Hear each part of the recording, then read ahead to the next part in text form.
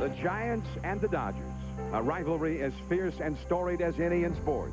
Their tradition is a part of the game's lore, each with a history of success, Hall of Fame stars, and epic moments.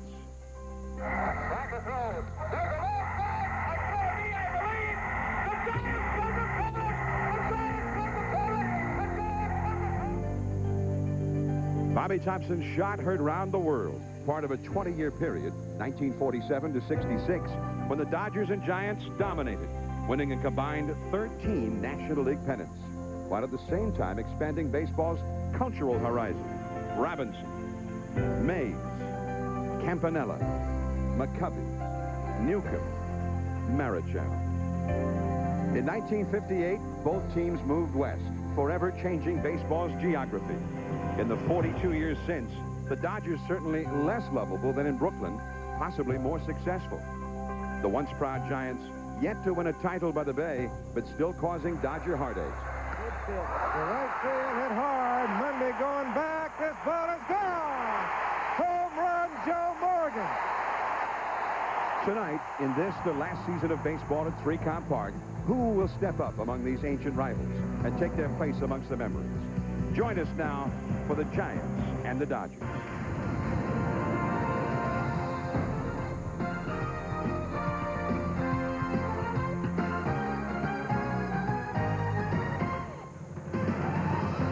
And the big crowd is gathering here at 3Com Park at Candlestick Point. Sunday night baseball featuring the Dodgers and the San Francisco Giants. In the National League West, both ball clubs very much alive. The Diamondbacks and the Giants at the top, they've both been struggling all week. The Dodgers and the Padres have started to make a move from the rear. Hello, everyone. I'm John Miller. Welcome to Sunday Night Baseball, and this old rivalry that goes back more than 100 years continues tonight. And the Dodgers making a move here. They won the first two. They're going for a sweep tonight. The Giants, meanwhile, tonight have their opening day lineup together for the first time since opening day. That means Barry Bonds, who missed 47 games in a row, is back in the lineup after elbow surgery. But how is he? He talked to Joe Morgan about that. Barry, a lot of people think you may have come back too soon, but only you know the answer to that. Well, I don't know what too soon is, Joe. The doctors cleared me, said that I wouldn't re-injure the tricep, and that it was at my choice to play. And I'm a baseball player, Joe, and that's what I was born to do. And I owe it to this game for what it's done for me and my family to at least give it an honest effort. Sure, I deal with pain at times, and sure, the elbow's still swollen, and I'm going through a little bit of adversity in a game that I've never gone through before. But that's part of baseball, and that's what I came into this game to do from the first time I walked from this field, is to give my all, regardless of the circumstances, and that's what I've been doing. Well, the Giants and Barry are going on a theory that 80% of Barry Bonds is better than 100% of a lot of players. And I agree with that theory, John, but I think tonight we'll get a chance to see he can still turn on the fastball, but I'd have to see him adjusting to the other pitches, you know, with his elbow. All right, and he'll get some good fastballs tonight from Chan Ho Park. Meanwhile, the Giants go to their veteran right-hander, Mark Gardner, to be the stopper. They've lost 5 in a row. He'll be going up against guys like Sheffield, Mondesi, Todd Hundley, and, of course, for the Dodgers, Eric Karras. Well, I think what you see here today, though, John, is they're trying to make it tough for Gardner. They put some left-handed bats in there. The Dodgers, for the years, have had all right-handed bats, and they've struggled. That's why they brought Todd Hundley over. They have Hollingsworth in there tonight. They're trying to add some left-handed bats to this right-handed lineup, and that'll be so tough for Gardner to handle tonight. All right. So Hundley with 3 homers the first 2 games, batting left-handed. He's on a roll, it seems, back in the lineup for the first time in 2 weeks. And we've got the Giants trying to avoid being swept in their home ballpark. Now, stay tuned. We've got baseball coming up, but we're also going to be taking you back to Sonoma for the conclusion of that race when they get going up there again. So stay right here at ESPN.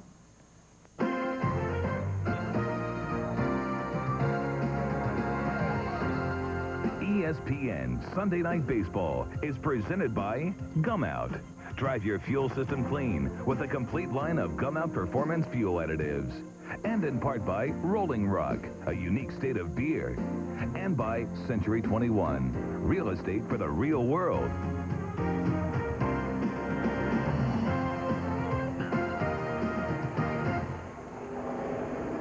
We are.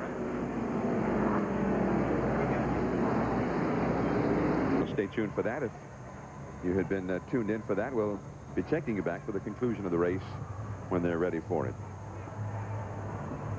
Davey Johnson's Los Angeles Dodgers, and it has been a study in futility for much of this 1999 season. But they have won the first 2 games here in San Francisco. And here's a look at Davies' Pepsi starting lineup for tonight's game. Eric Young at second base. Todd Hundley, the catcher. Gary Sheffield is in left field, as he was not going to be in the lineup originally. Raul Mondesi in right field. Todd Hollinsworth in center field. Eric Karras at first, hitting 6th. Adrian Beltre at third. Jose Vizcaino, a former Giant, is at short, and Chan Ho Park is the pitcher. And the San Francisco Giants are just now taking the field here. At the stick, Mark Gardner takes the hill, trying to be the stopper for the Giants here tonight. Meanwhile, they're ready to finish up that race up in Sonoma. So we're going to have the ball game for you. But right now, we want to take you back up to Sonoma to Bob Jenkins and the rest of the race. And we are underway here at Three-Count Park at Candlestick Point. John Miller and Joe Morgan with you. The Dodgers got a leadoff single from Eric Young. Todd Hundley, the second hitter, popped up to third. Now Gary Sheffield to the plate with a count of 2-0 as he fouls one off to the right. And it is 2 balls and 1 strike. The second pitch to Sheffield saw Eric Young steal second base. So he is at second with 1 out here in the first inning. Sunday night baseball from Three-Count Park at Candlestick Point in San Francisco on a bright, sunshiny late afternoon here in the city that is just brimming with activity this weekend. We just saw the end of the race up in Sonoma, up north of here. That's a nice curveball for a called strike, and it is 2-2 to Sheffield. Mondesi is on deck. Also, of course, the X Games going on right downtown, not too far from here. And they will be seen again tonight at 9 o'clock Eastern Time, 6 o'clock Pacific on ESPN 2, The Deuce. The X Games are drawing very large crowds of people down in the Embarcadero. Young is running, the curveball taken, the throw to third, the tag, he's out. Nice pickup by Bill Miller as the ball was bounced in by Maine. Very ill-advised play. You have Gary Sheffield up, Raul Mondesi following him, and you get thrown out trying to steal third base with 1 down. I mean, if you're going to go in this situation, you have to be 99% sure you're going to make it. And this is not even a great throw, but you can see the ball is there in such a short time that there's no chance for EY to make it. Meanwhile, the count 3-2 to Sheffield with nobody on. And he pops this one right back over our heads into the upper deck. 3 balls, 2 strikes, the count remains. And that is just a bad base running play. And that's why a lot of people say that stolen bases sometimes can hurt you. Well, it can't hurt you if you pick inopportune times to run. Yeah. He stole second to get himself in the scoring position. He's there for Sheffield and then Mondesi. All he's got to do is wait and let one of them do their job. They get paid to drive in runs, and let them drive them in. Late timeout granted there by Charlie Rutherford with Gardner already into his motion. 3-2 the count. Raul Mondesi on deck. He would be next. 2 down, nobody on in the first inning.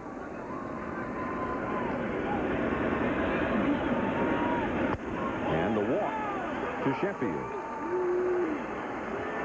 And here comes Mondesi now. He's got 19 homers.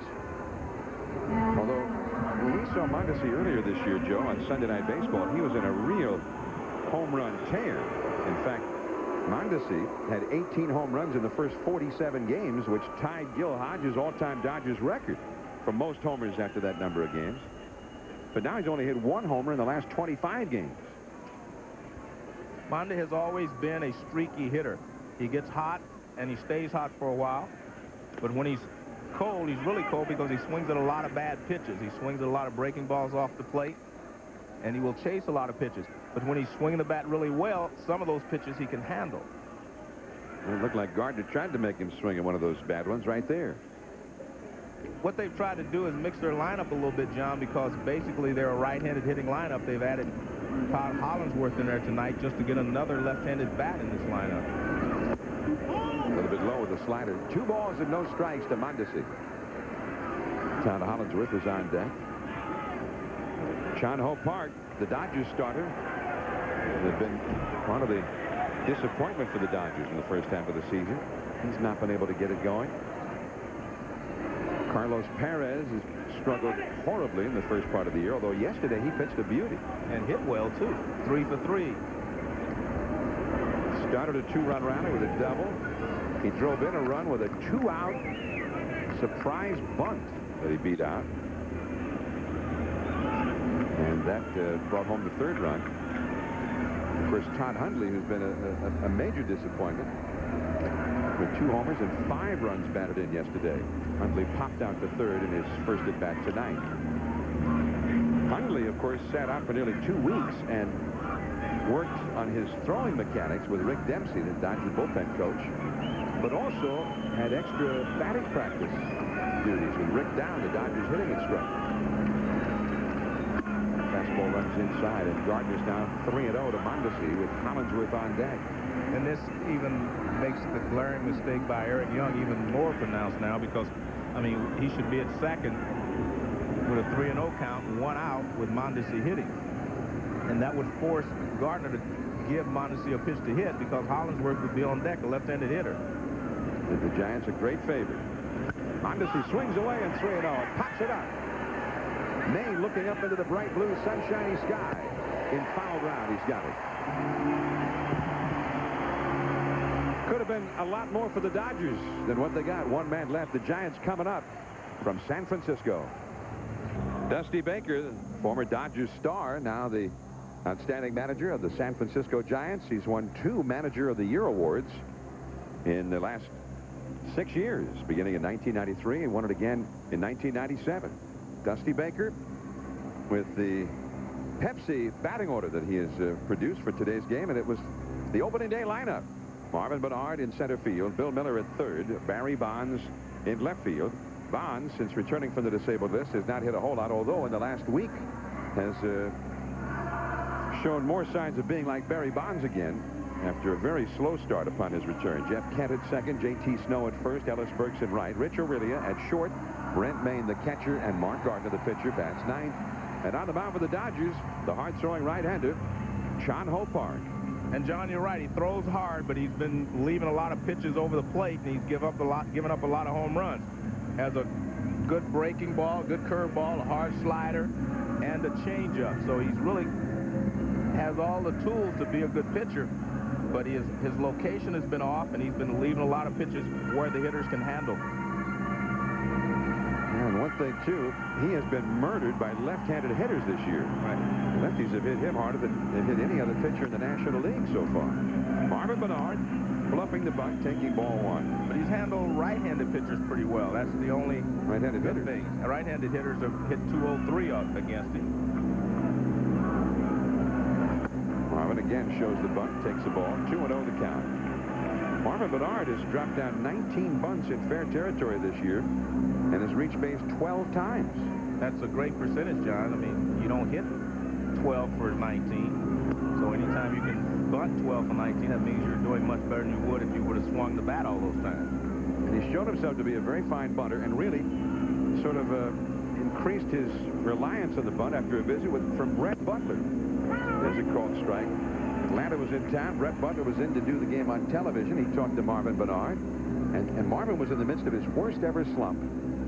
And Brett Butler suggested that maybe he'd think about bunting a little more often. And if anybody would know about the value of that, it would be Brett Butler. 2-2 to Bernard. Bill Miller and Barry Bonds on deck. We mentioned the lefties have hit Chan Ho Park extremely well this year. That is a foul ball. Karras picks it up in foul ground. Still 2-2. Left-handed hitters, when you add all their numbers together, have a combined 367 batting average. That's Ty Cobb. Left-handed hitters collectively have been Ty Cobb, who had a 367 career batting average.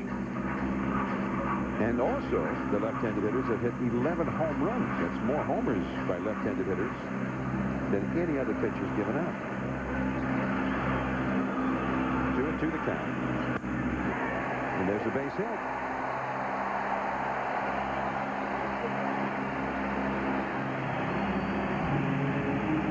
And that's the problem that he's been having. He had 2 balls, 2 strikes. But he throws the fastballs up a little bit. He jams him. He actually makes a pretty good pitch, but Bernard's able to fight it off and get a base hit into center field. Let's take a look at the Dodgers defensively. Randy Todd Hundley, I should say, behind the plate, is the guy that's really they're concerned about. He's only thrown out 7 base runners out of 63 that have tried to steal. And we'll see if the Giants test him early here. Bernard stole 2 bases yesterday against Hundley. I say against Hundley. Well, yeah. Hundley and also Alan Mills, who was pitching at the time. He stole 2nd and 3rd in the 8th inning. They stole 3 total bases with Hundley behind the plate. We'll just use that phrase. But most of the time, John, you do steal the bases off the pitchers. Angel Pena has been doing the catching the last couple of weeks with Hundley sitting out. There goes Bernard. Big jump. Well, I don't have any idea. He got deep, Joe. I mean, he started to stop and is very fortunate. Had Hundley made any kind of a throw at all, Marvin Bernard would be the most embarrassed man on the West Coast. Well, we could see there Hundley's throwing problems. It takes him a long time to get rid of the ball, plus it doesn't have a lot of velocity. Look how long it takes him to get rid of this ball. And you're right about Bernard, and that's how you hurt your ankles, too, going to second base like that. You see Hundley, he just takes a little longer to get rid of the ball than you want your catcher to do. And one of the problems he's had is he was an outfielder for a while last year.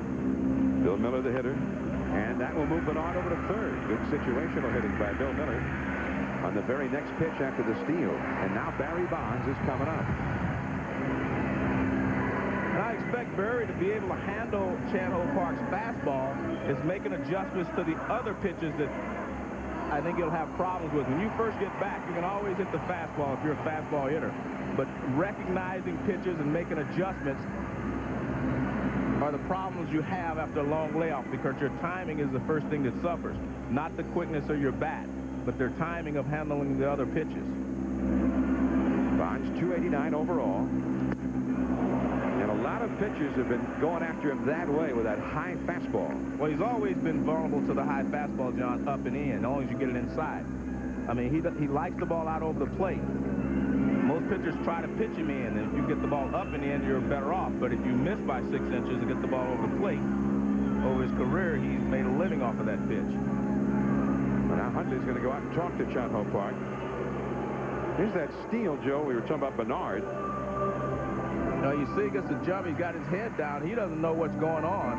I mean, I don't know exactly how you take off to steal a base. You didn't hear the ball hit any place, and all of a sudden he slowed up, and then he realized he had to get his foot in there. You should always run in slide anyway. I mean, that's the point. If you don't hear the ball hit or put in play, and there wasn't a sound of a bat. Bonds pops it up. Shallow left. Vizcaíno out. Sheffield in. And Bernard bluffs. Forces him to throw it. And he makes a strong throw right to the cutoff man, Beltre. And that's that problem we're talking about. 80% of Barry Bonds right now, and that's what you get. That's 80%. Barry Bonds normally gets the guy in from 3rd with less than 2 outs. But Chan-Ho Park made 2 good pitches. Fastball up and in that he couldn't catch up with, and he gets another fastball in that Bonds can't get the barrel of the bat out on. So that's the price you pay when you have a guy that's less than 100% playing every day. And it's been awfully tough for Barry psychologically, because, I mean, he has been one of the best players in the game in his time, and to not be able to call on all of his physical capabilities is very difficult. Yeah, but you know what the other players around the league say? Welcome to the big leagues. Now you see what the rest of us go through. I mean, the Ken Griffey Jr.'s of the world, the Barry Bonds, and all those great players, they have very rarely struggled. So the other players around the league say, this is what I go through every day.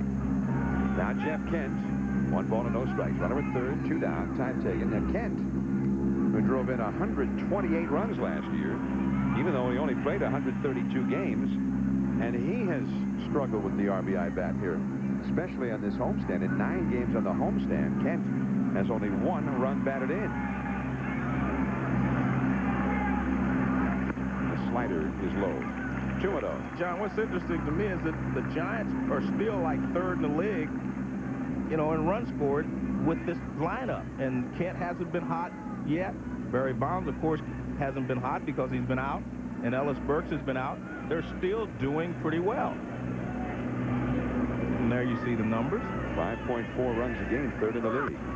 Kent down the right field line. twisting into the corner. Mondesi gives chase. This one is a foul ball. And John, you can see the wind really pushing that ball. When Kent first hit it, that was going to be an extra base hit. And in another ballpark, that would have been. But the wind just really pushed that ball, and you can see the flags blowing towards right field. Pushed that ball foul.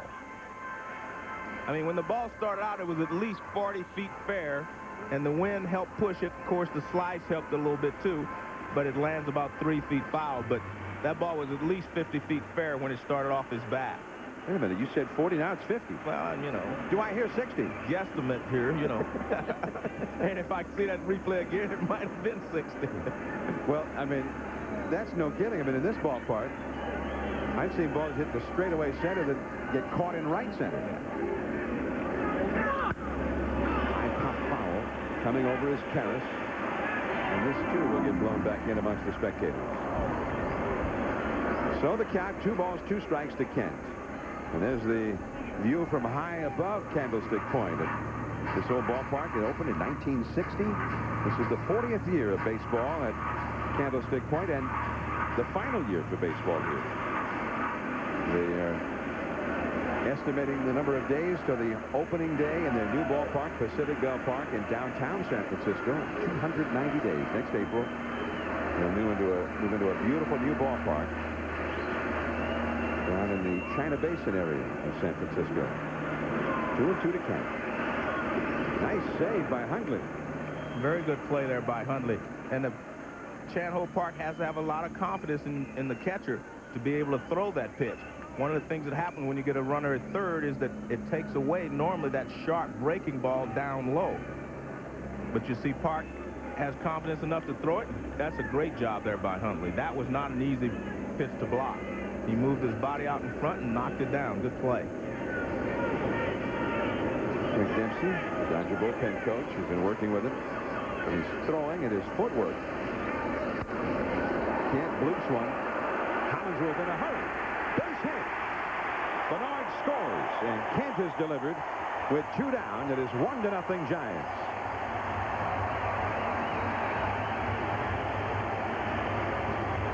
Well, Chan-Ho Park threw a couple of breaking balls away, and then he came in with a fastball on the hands, and Kent, being strong enough to muffle it into the outfield, gets a base hit and puts the Giants on the board.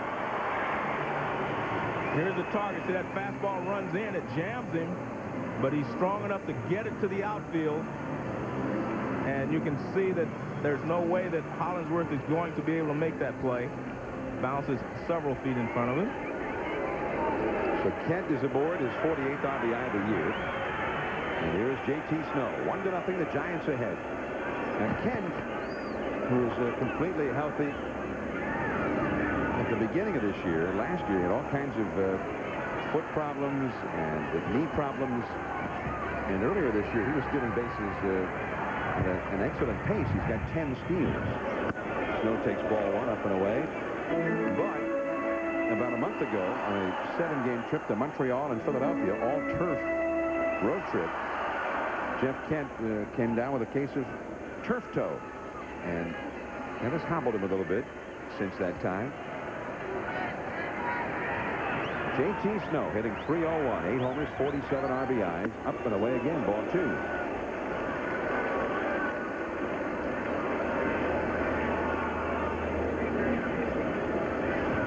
2-0 the count to J.T. Snow, looking down at Sonny Jackson, the third base coach. This is Jeff Kent. Karras on the bag with Kent. Snow now exclusively a left-handed hitter. As the count goes to 3-0, now Hundley's going to go out for the 2nd time in the inning to talk to Chan-Ho Park. Ellis Burks is on deck. Snow, who had always been a switch hitter, but always a much better left-handed hitter than right-handed, and finally was convinced to become exclusively a left-handed hitter. And J.T. has actually been hitting the lefties with some great success. Snow against left-handed pitching is hitting .278. He's called a strike, 3-1. Now, he's hitting .278 against the lefties, even though he started the year by going 2 for 25. So since that sort of breaking in period against left-handers batting left-handed. Snow has hit extremely well. Around 380. Facing a right-hander here. As Kent is back.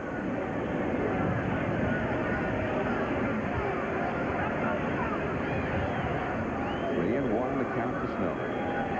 There goes Kent. And it's ball four. Kent had a pretty good jump, but it didn't matter. The walk for Snow. And a lot of times people, think that you're overstating the fact that Hundley's not throwing well, but I don't really think you are. I think the problem, it causes the pitcher a lot of psychological problems in this.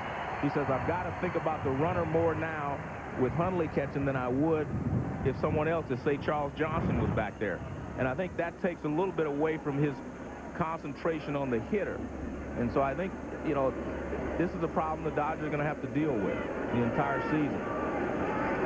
And that's a good point. The one that Davey Johnson has talked about is Ellis Burks stands in. Called a strike to the knees.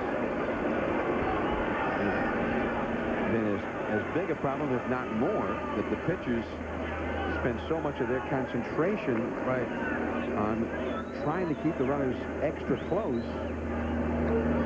because Hundley has not thrown well. And anytime you take concentration away from the hitter, it's going to hurt you. A little bit low there with a fastball. 1 ball, 1 strike. Burks yesterday, in his first game back for the disabled list, launched one over the center field wall. A very dramatic moment before a big Giants-Dodgers crowd.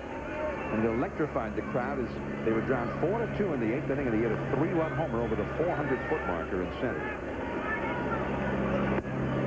And the changed up there with a slider, and it's 1-2.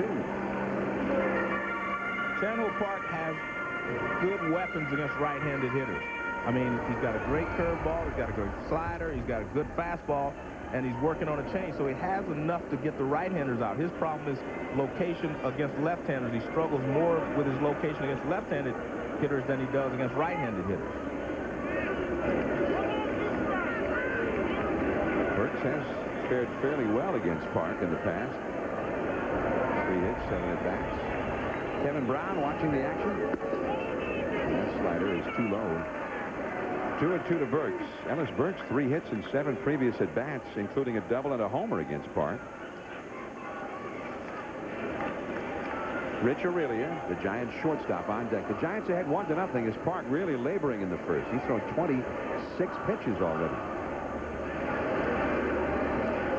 2-2. 2 on, 2 out.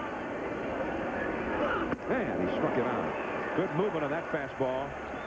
Nice pitch. 2 men left. The Giants get a run.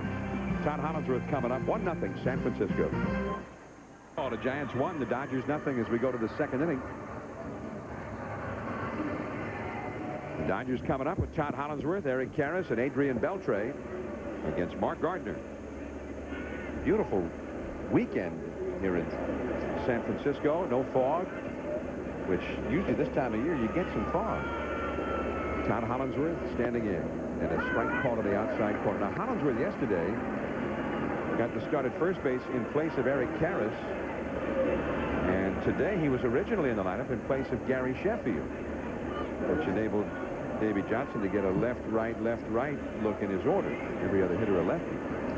Broken bat past the mound. Kent's going to have to hurry. Hollinsworth is fast. Nice play by Kent. And there is one away. Well, we mentioned that this has been a sports mecca here in Northern California this weekend. The X Games, they've had the practice rounds, and they will kick off tonight here from San Francisco at 9 o'clock Eastern, 6 Pacific on ESPN2. Be a lot of exciting events. The bicycle stunt, sport climbing, skateboarding, and more. From San Francisco down at Piers 30 and 32, right near where the San Francisco Oakland Bay Bridge comes into the city along the Embarcadero, and they've had overflow crowds there already. And there's a called strike on the inside to Eric Karras. I mean, yesterday they had over 44,000 here for the Giants-Dodgers, and they had an overflow crowd down on the Embarcadero for the X Games. Curveball just missing. 1 ball, 1 strike to Karras. In fact, they were trying to turn people away from even heading down into that vicinity yesterday. The crowds were so big. Fastball. Blew it past him, 1-2. John, for the last 10 years or so, the Dodgers have lived and died with a right-handed hitting lineup. You know, they had Piazza, Mondesi, all these right-handed Karros, all these right-handed hitters in a row. That curve right to Aurelia at short. And they have basically struggled with that, John. And this is the difference I think you see in Davey Johnson. He's not going to live and die with all those right-handed hitters. You see today he's got Hollingsworth in, he's got Vizcaino in, and they were going out to get a left-hander to go in there like Todd Huntley behind the plate. Huntley has not produced so far this year, but Davey Johnson is not going to live and die with just a right-handed lineup. Well, he said that it could be Karras who's out one day. He said maybe Mondesi or Sheffield or somebody else the next. That ball is ripped by Beltre, and Bonds catches it on the short hop. It's a base hit for Beltre. That was interesting to me because did you see Barry protecting his left elbow on that play? And he's going to have to do that for a while. Watch him when he makes this dive. He keeps his left hand, his left elbow clear of the ground. Now watch his left elbow. See how he holds it up? He's trying to make sure it doesn't pound the turf. And you see he holds it right there. He doesn't let it hit the ground. And he's going to have to play left field like this for a while. So you're looking at a Gold Glove outfielder playing at about 80% of his ability. Now here is Jose Vizcaino. Spent the 1997 season with the Giants and helped the Giants in a great pennant race come from behind near the end and beat the Dodgers for the Western Division title. And the next year he signed with the Dodgers, the organization with which he began his career. He's playing every day at shortstop right now with the injury to Mark Grzelcyk, the former Expo acquired by the Dodgers last year, along with Carlos Perez. Grzelcyk apparently gets so angry, so upset one day after a game or during a ball game, he slammed his fist into a concrete wall, and guess who won? And guess who's going to win every time? Yeah, so he's on the DL. That slow curve in there for a called strike, 1-2. That curveball is a very big pitch for Gardner. He's not a real hard thrower. Well, he's going to have to make pitches like this, especially, you know, when he's behind in the count, to keep these hitters off balance. And he has very good rotation on the curveball, and he has very good speed. It's a change of pace kind of a curveball. Caught by Bill Miller at third. Vizcaino hits into some bad luck. He really hit a rocket, but Bill Miller was right there. One hit, one left. 1-0. The Giants lead. Rich Aurelia coming up. In San Francisco at 3-Count Park at Candlestick Point. Sunday night baseball. The Giants won, the Dodgers nothing as we go to the last of the second inning. I'm John Miller with Joe Morgan, and Rich Aurelia leads off for the Giants. A lot of good shortstops around baseball right now, especially in the American League with Derek Jeter, Alex Rodriguez, Nomar Garcia-Parra leading the way. And in the National League, with Barry Larkin, Ray Ordonez, guys you hear about a lot, but maybe you don't hear so much about this guy, Rich Aurelia, but he leads all National League shortstops in homers with 12. 41 runs batted in, is hitting .298. And his first real full season where he was the everyday shortstop going in. Facing Chan Ho Park, bluffing the bunt, taking ball 2. Well, after Barry Larkin got off to his usual slow start, he's been swinging the bat well. He's well over 300 now also. And Barry is just having an outstanding year, as are the Reds. Yeah, they took over first place today. They, by percentage points, moved ahead of Houston. They beat Houston yesterday, today, and they've moved into a first-place tie, but they're ahead by percentage points. I mean, this week they played in 2 of the roughest places in the National League to play. Arizona and then Houston. And they won every game in both venues. And they're on the standings. They're in a virtual tie, but by percentage points, they're ahead of the Astros. A stunning weekend at the Astrodome. This is Beltre. He's got a great arm. And he throws out Aurelia. There is one away. 1 down, nobody on, and the batter will be Brent Maine. This is the final year for baseball here at 3-Count Park. It, of course, used to be for many, many years known as Candlestick Park. And when it was opened, this is the way you and I remember. This was Candlestick Park. Yeah, this area out here, the wind just blew like this all the way back in. Willie Mays lost a lot of home runs that first year in this ballpark. till he learned to go to right field. And then he started hitting a lot of balls to right center. The wind blew out. It came like this and then blew out after they actually put the seats, you know, the higher they built around it. And there it is today. They closed the ballpark for the 49ers. Brent Maine, Eric Young from shallow right field, and he got it. Nice play there by Eric Young. Maine came into the game hitting .317. And having a fine year for the Giants. 2 down, nobody on, and Mark Gardner will come up. But you know, Joe, I mean, when they enclosed this ballpark and turned it into really 49ers Stadium is what it became. The Giants have always been sort of a secondary tenant since that time, because it's not in any way a baseball park since that time. Much too large for baseball. There's no intimacy here. So when they move into their new ballpark, Pacific Bellpark, it'll be just a completely different look for baseball for this Giants franchise. So the 49ers, at least for a while, will continue to play here.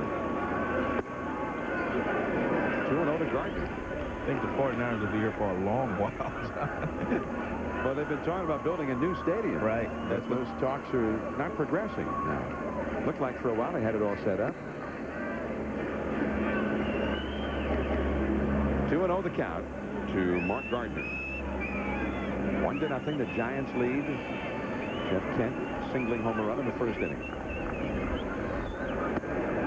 And that ran too far in. Well, he's 3-0 to Gardner. Marvin Bernard, the leadoff man, is on deck. And anytime you see a pitcher who is throwing the ball basically pretty well, as Candlestick Park is, and he goes 3-0 on the opposing pitcher, that just tells you that his concentration, he's lost his concentration. I mean, he wasn't concentrating on those first 3 pitches. 3-1 now.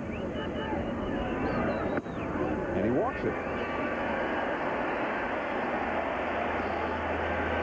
I guess Gardner did scare him a little bit. He's hitting 105 with 1 home run and 2 runs batted in. So I guess you do have to be careful with him. He has hit 1 home run this year. Yeah, but those are he hasn't hit too many of those. Those are the kind of things that get you in trouble as a pitcher. I mean, and people say, well, okay, now Bernard will not lead off the next inning. But you're just buying time, and the more people you put on base, the more problems you have. And a curveball for a strike to Marvin Bernard as he bluffed the bunt.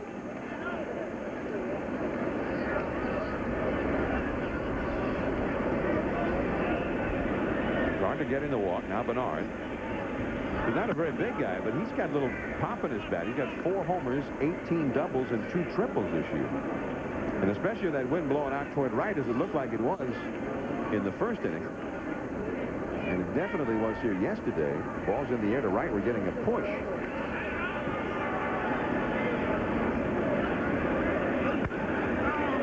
High fly ball to center. Hollinger is waiting for it. And that's the inning. 1 man left. We're going to the 3rd inning. Candlestick Park will be coming up. Then the top of the order. 1-0 Giants.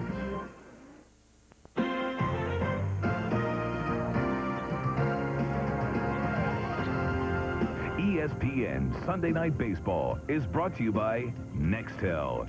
You've never used a phone like this before. Call 1-800-NEXTEL-9. And by Propecia. Talk to your doctor today. Giants 1, Dodgers 0. From Candlestick, John Miller, Joe Morgan with you. Our 10th year Sunday Night Baseball. And here's Candlestick Park to lead off for the Dodgers in the 3rd inning against Mark Gardner. And that's ball 1, too low. I mean, we haven't been around as quite as long as the Giants and the Dodgers. No, that rivalry predates us a little bit. Giants go back all the way to 1883. And the Dodgers were born a few years later over in Brooklyn. The Giants in Manhattan. Looks like Gardner's on the verge of walking Candlestick Park. Now, this could be a much more serious indiscretion on Gardner's part, because there's nobody out at the top of the order coming up next. Right. At least there were 2 outs when Park walked. Park has not hit at all this year. 2 for 26, but in the past we've seen him handle the bat real well. 3-1 the count. force that one in there. Strike 2. I like that by Park, and, you know, go ahead and take that pitch all the way. There's no point in, you know, trying to swing the bat and make him throw you another strike. Now he has to come back with another one. You seem to square around. Big cut on that one. Back to the screen. Still 3-2. And that made him have to throw an extra pitch and at least throw another strike. First place Arizona is playing a home game with the Cardinals tonight, although Mark McGwire is not in the lineup. Got a bad ankle. Hey, struck him out on ball 4. Well, yesterday the Giants stole 3 bases off of Hundley. And let's take a look at the throws on those 3 plays. Now watch, this is just a terrible throw. The ball bounces, I mean, not much velocity. This one, he takes a little too long to get rid of it. He throws it accurately. Another slow developing throw. He's dropping his arm back like an outfielder, and it's taking him too long to throw the ball. He's not taking it right up to his ear and throwing like a normal catcher does. Here's Eric Young taking a strike. Well, Todd Hundley, of course, had not started for nearly 2 weeks before he got the start yesterday. And he'd been going to school every day with Rick Dempsey, working on his footwork and his actual throwing style, as well as working on his batting, because he was not hitting well either. And Hundley actually says that it was the hitting instruction that he got, working on a few kinks in his approach to hitting with Rick down, that paid off during that stretch even more than the work with Dempsey.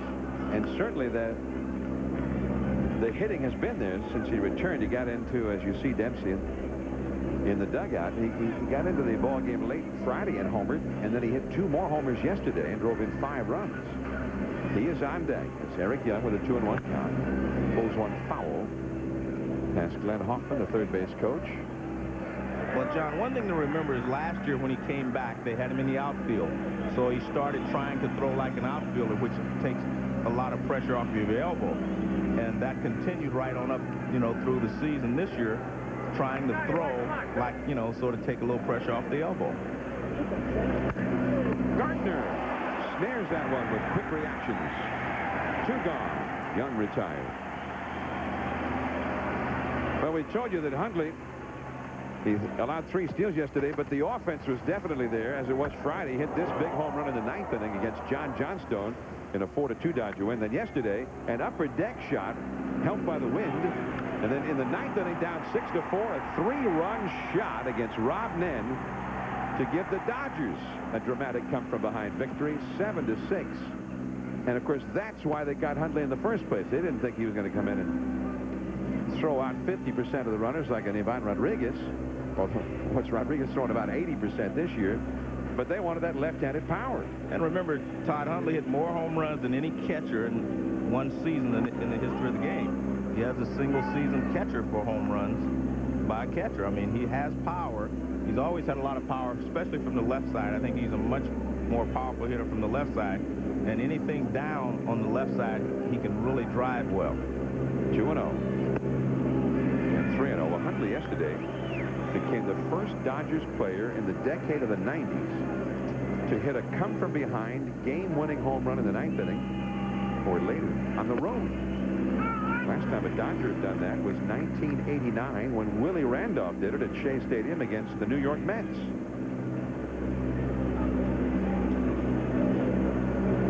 Three and 1 the count to Hundley. Just missed that. Burks will come in a little bit right. And that's the inning. So Gardner was living dangerously with that pitch. Giants coming up. Miller, Bonds, and Kent. 1-0 Giants. ESPN Sunday Night Baseball. Last of the 3rd inning from San Francisco. The Giants won, the Dodgers nothing. Chad Hall Park down there on the mound, ready to face Bill Miller. Grounded out to second, helped set up the Giants' first run. Takes a curveball up and away for ball 1. Bill Miller was on the disabled list. He got hit in his very first at-bat this year in Cincinnati on opening day. He drives that one deep into right center, but playable. Collinsworth, maybe not. Off his glove, and Miller's into second. Well, John, it was playable, but he didn't play it well. He was running across, and the ball continued to carry, and he took a cross and back route and wasn't able to make the catch. But the winds in center field here are tough to handle sometimes. Watch, you see him, he's going across, and now look where now he hustles back, and he can't get there. That's what you call trying to time the ball. See, he's just jogging right there, and now he realizes he's got to go a little bit faster, and he can't do it. He can't coast into balls here in this outfield. Now Barry Bonds. Flying to shallow left his first time.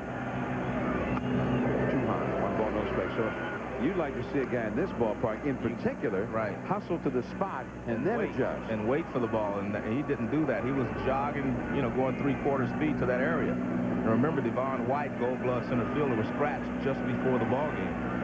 Collinsworth was originally scheduled in left field. That was an odd-looking one, wasn't it? Yes, it was. But again, I mean, the winds here are difficult to play. I mean, it's not like that was a routine fly ball. The ball will get up in the jet stream and take off a little bit on you. And as you mentioned earlier, the ball is traveling better to right and right center. The other thing that will happen here is the winds will change from one moment to the next. I think you've got a line on it, and then it changes. Hot foul. This will come back out of play. So the count to Barry Bonds, 1 ball and 2 strikes. Bonds had never had a whole lot of success with Town Hall Park, even when he was fully healthy. He's only had 4 hits in 18 career at-bats, although 2 of them are home runs. Jeff Kent on deck. Giants lead 1-0 and have a runner at second. Nobody out here in the 3rd inning. Park ahead of Bonds, 1-2. There's Miller at second. The outfield straight away. Bonds will back out. Park and Hundley don't seem to be in agreement as to what pitch to throw here to Bonds.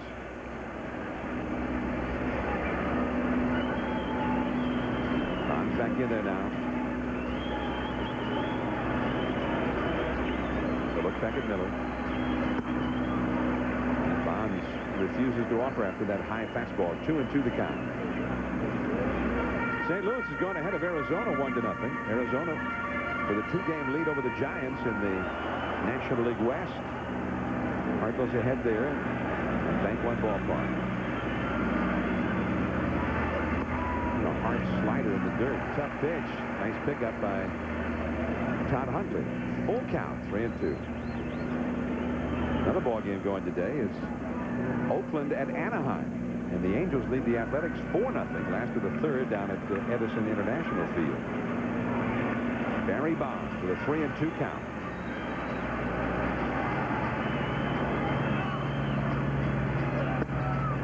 Wow. That was a tough-looking pitch. Almost like a splitter. Ball 4 to Bonds. Let's get an update now. Here's Bill Pito. All right, John, 10-10-9000 takes us to Anaheim. Athletics and Angels. Kenny Rogers hasn't lost since April 20th, but tonight gives up 4 runs in the first. Garrett Anderson gets it to drop. Mo Vaughn comes in to score. Anaheim with those 4 runs in the first, and it's now 4-0 in the bottom of the 3rd. All right, thanks, Bill. And we'll keep you updated on those other ball games going. Simultaneous with this one. The Giants lead here 1-0 and have 2 men on, nobody out, and Jeff Kent coming on. Kent, who has had consecutive years of over 120 RBIs for the Giants. Got 48 so far this year in less than half the season. And that slider in there for a strike. He comes up now with Bill Miller at second base. Barry Bonds at first base. Nobody out. Kent dunked one into center for a base hit his first time, and that was after the wind blew a would-be double foul in the right field corner in that at bat. You'll see his first 2 years as a Giant. Amazing. The slider. That one is called a strike. It's 0-2. You know, the Giants' all-time record holder for home runs and RBIs in the season, as we look at that pitch again. That's a slider that breaks down and in a little bit. I mean, breaks across and in. The all-time record for the Giants in their long history for RBIs and homers in a season by a second baseman was held by none other than Rogers Hornsby. And Kent has broken all of Hornsby's Giants records. Young gets the force out there, but not in time to first. Wow. Nice play there by Eric Young, because when that ball was first hit, it appeared like it was going into center field, even though he hit it off the hands. But Young able to get the ball and flip to Vizcaíno to retire Bonds. Young, as Miller goes to third, Kent safe at first. Well, the ball looked like it's going through. He stretches out, gets it, and he leads Vizcaíno just in time. Vizcaíno has to turn all the way around and make his throw at first, and Kent safely in at first base. But Eric Young saved a run momentarily anyway. And Young has a lot more range than maybe people give him credit for, but usually is more noted for his ability to go to his left than to his right. Well, I think most infielders go better to their left than to their right, but that was a very good play there, but he timed this perfectly behind the mound. Now J.T. Snow. There's a high drive, deep to right. Mondesi back. This one is off the upper deck. A 3-run homer for Snow. 4-0 Giants.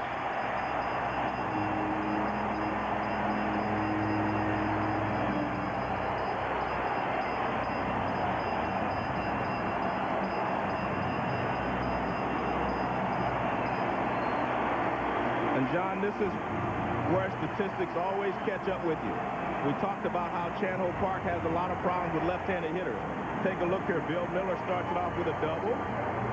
Barry Bonds walks. Jeff Kenney retires. J.T. Snow hits a 3-run home run. And the left-handers this inning have killed him so far this inning. And that mistake that he normally makes to the left-handed hitters cost him 3 runs here. Fastball up, and J.T. Snow puts a charge into it. 4-0 as Ellis Burks comes up. And the curveball misses up and in. 1 ball and no strikes. J.T. Snow may be wind-dated, but a fan in the upper deck reached out for that one and dropped it. That one deep into center. Hollingsworth back to the wall. It's gone. Consecutive homers as Burks goes deep on a second consecutive day.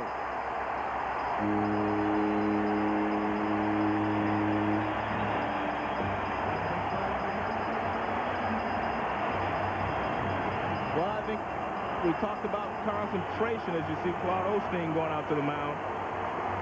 Chan Ho Park, he makes a mistake to J.T. Snow. High fastball in. This pitch here is not as bad a pitch. It's a fastball down, and Burks just drills it straight away center field for a home run. But he has not been able to stay away from the big inning. Watch this pitch. Down and out over the plate. That's pretty good hitting there by Burks. He hits it straight away center field. He didn't try to pull it. Just goes straight back through the middle with it. And there you see Johnny B. Dusty Baker. He's all excited. But that's one problem that Chan Ho Park has had this year, staying away from the big inning. When he gets in trouble, he hasn't been able to pitch his way out of trouble. Well, he has now given up 20 home runs this year, including 12 to left-handed hitters, which is more than any other pitcher has given up in the league to left-handers. And that slider in there for a called strike to Rich Aurelio. Mike Maddox heads down to the Dodger bullpen. Onan Masaoka, a left-hander, looks like he's going to get out. And third ball is called a ball. 1 ball, 1 strike to Aurelio, who grounded out to third his first time. Here's Masaoka from Japan. 1 ball, 1 strike to Aurelio. And the slider snaps in there for a called strike 2. 1 ball, 2 strikes. So the Giants, who have been struggling all week to score runs until Burks' 3-run homer yesterday in the 8th inning, started a 4-run rally for them. Runs have been real scarce. Did he swing? Yes, he did. A slider in the dirt outside. He's tagged out by Huntley, and that is out number 2. And you see the change in pitching pattern there from Chan Ho Park. He got hurt with 2 fastballs, so what does he do? He throws 3 straight sliders to Aurelio and retires him. You know, that's one of the problems that he has had, is making mistakes a lot of times with the fastball in situations where you have runners in scoring position or runners on base. See Masaoka throwing down in the Dodgers bullpen. Brent Maine. Foul got to catch 100. Ouch. Hundley tries to shake it off. Plate umpire Charlie Relaford, part of the courtesy of the game. Nobody can understand what Todd Hundley's going through better than a home plate umpire, because you tend to get beat up back there. And he goes out, dusts off the plate, rubbed up the ball, tossed him one back to John Hall Park, giving Hundley some time to shake it off. Umpiring alignment, Jeff Kellogg, Sam Holbrook, Dana DeMuse on the bases with Charlie Relaford behind the plate. Good pitch, changeup. It is 0-2. And, you know, I want to make sure people understand something. We've talked about Hundley a lot tonight, and we're definitely not picking on him, because he is actually one of my favorite players, because he is a warrior, and he doesn't make any excuses. Well, he gets hit again. That one got Relaford. Now maybe Todd can go out and dust off the plate for him. Give him some time. Yeah, But the point I'm making is that Todd Hundley is a gamer. I mean, he's a guy that goes out even though he's hurt, and he plays hard, and he wants to play. And I feel badly for him, but we're just pointing out the problems that the Dodgers have had this year, and they start behind the plate with Hundley. And if he was healthy, he wouldn't have these problems, because he's a very fine player and a very fine catcher, but there's nothing that can be done when you have an injury. It's tough enough to play this game 100% when you're 100% healthy. And the changeup for the strikeout. But the Giants already having done the damage with 4 runs home. Sheffield coming up. Okay, Bill, we're back here at Three-Count Park at Candlestick Point. And in its final year of baseball, Giants moving into their new home next year, and certainly a lot of memories in this ballpark, but most of them related to one man, the great center fielder of the Giants. Willie Mays has joined us now. It's always a thrill to see you, Willie. How you doing? Thank you very much, man. Now, Joe Morgan was a second baseman. Yeah. But even so, you were his idol and his inspiration. Well, Joe and I will go back a long time, because when he was with Houston, he always asked me, how am I hitting? What am I doing this? I said, just watch me in center field and hit off of me, you know. I never could catch a ball out there on him. He's a very good hitter. Well, the one time, you know, I asked for your advice. Remember when I played left field? He gave me a glove. I used the Willie Mays glove. I played left field for about a week. And it was great. I mean, the glove actually caught the ball by itself. It was a big glove. Yeah. McGregor glove. Big one. Gary Sheffield, the hitter, leading off for the Dodgers. Their power's up here. Sheffield, Mondesi, and Hollingsworth against Mark Gardner. The Giants ahead 5-0. Sheffield walked his first time against Gardner. Now, Willie, are you sad to see this ballpark go? Well, first of all, I never had a problem in this ballpark.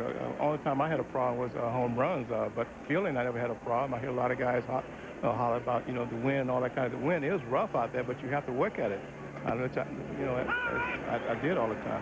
But you had to make an adjustment as a home run hitter. I remember the first year, you just couldn't hit a ball out the left field, so you started hitting balls out the right center and right field where the wind was blowing. Well, I didn't say I had a problem with hitting. The problem was hitting, but not the fielding. But I had to hit the ball to center field. Hit it to center field, it would blow over to the right. Okay. Because McCovey had that was his spot, right field. Yeah. I could never hit it out to left field too much. We only had 12 home runs in the first year. Right. I mean, it was amazing. Well, they didn't have those bleachers there then. You had it all the way into the seats. No, it wasn't even closed then. Yeah. 3-1 the count, and it's ball 4 to Sheffield. So he goes to first, and Mondesi will come up now.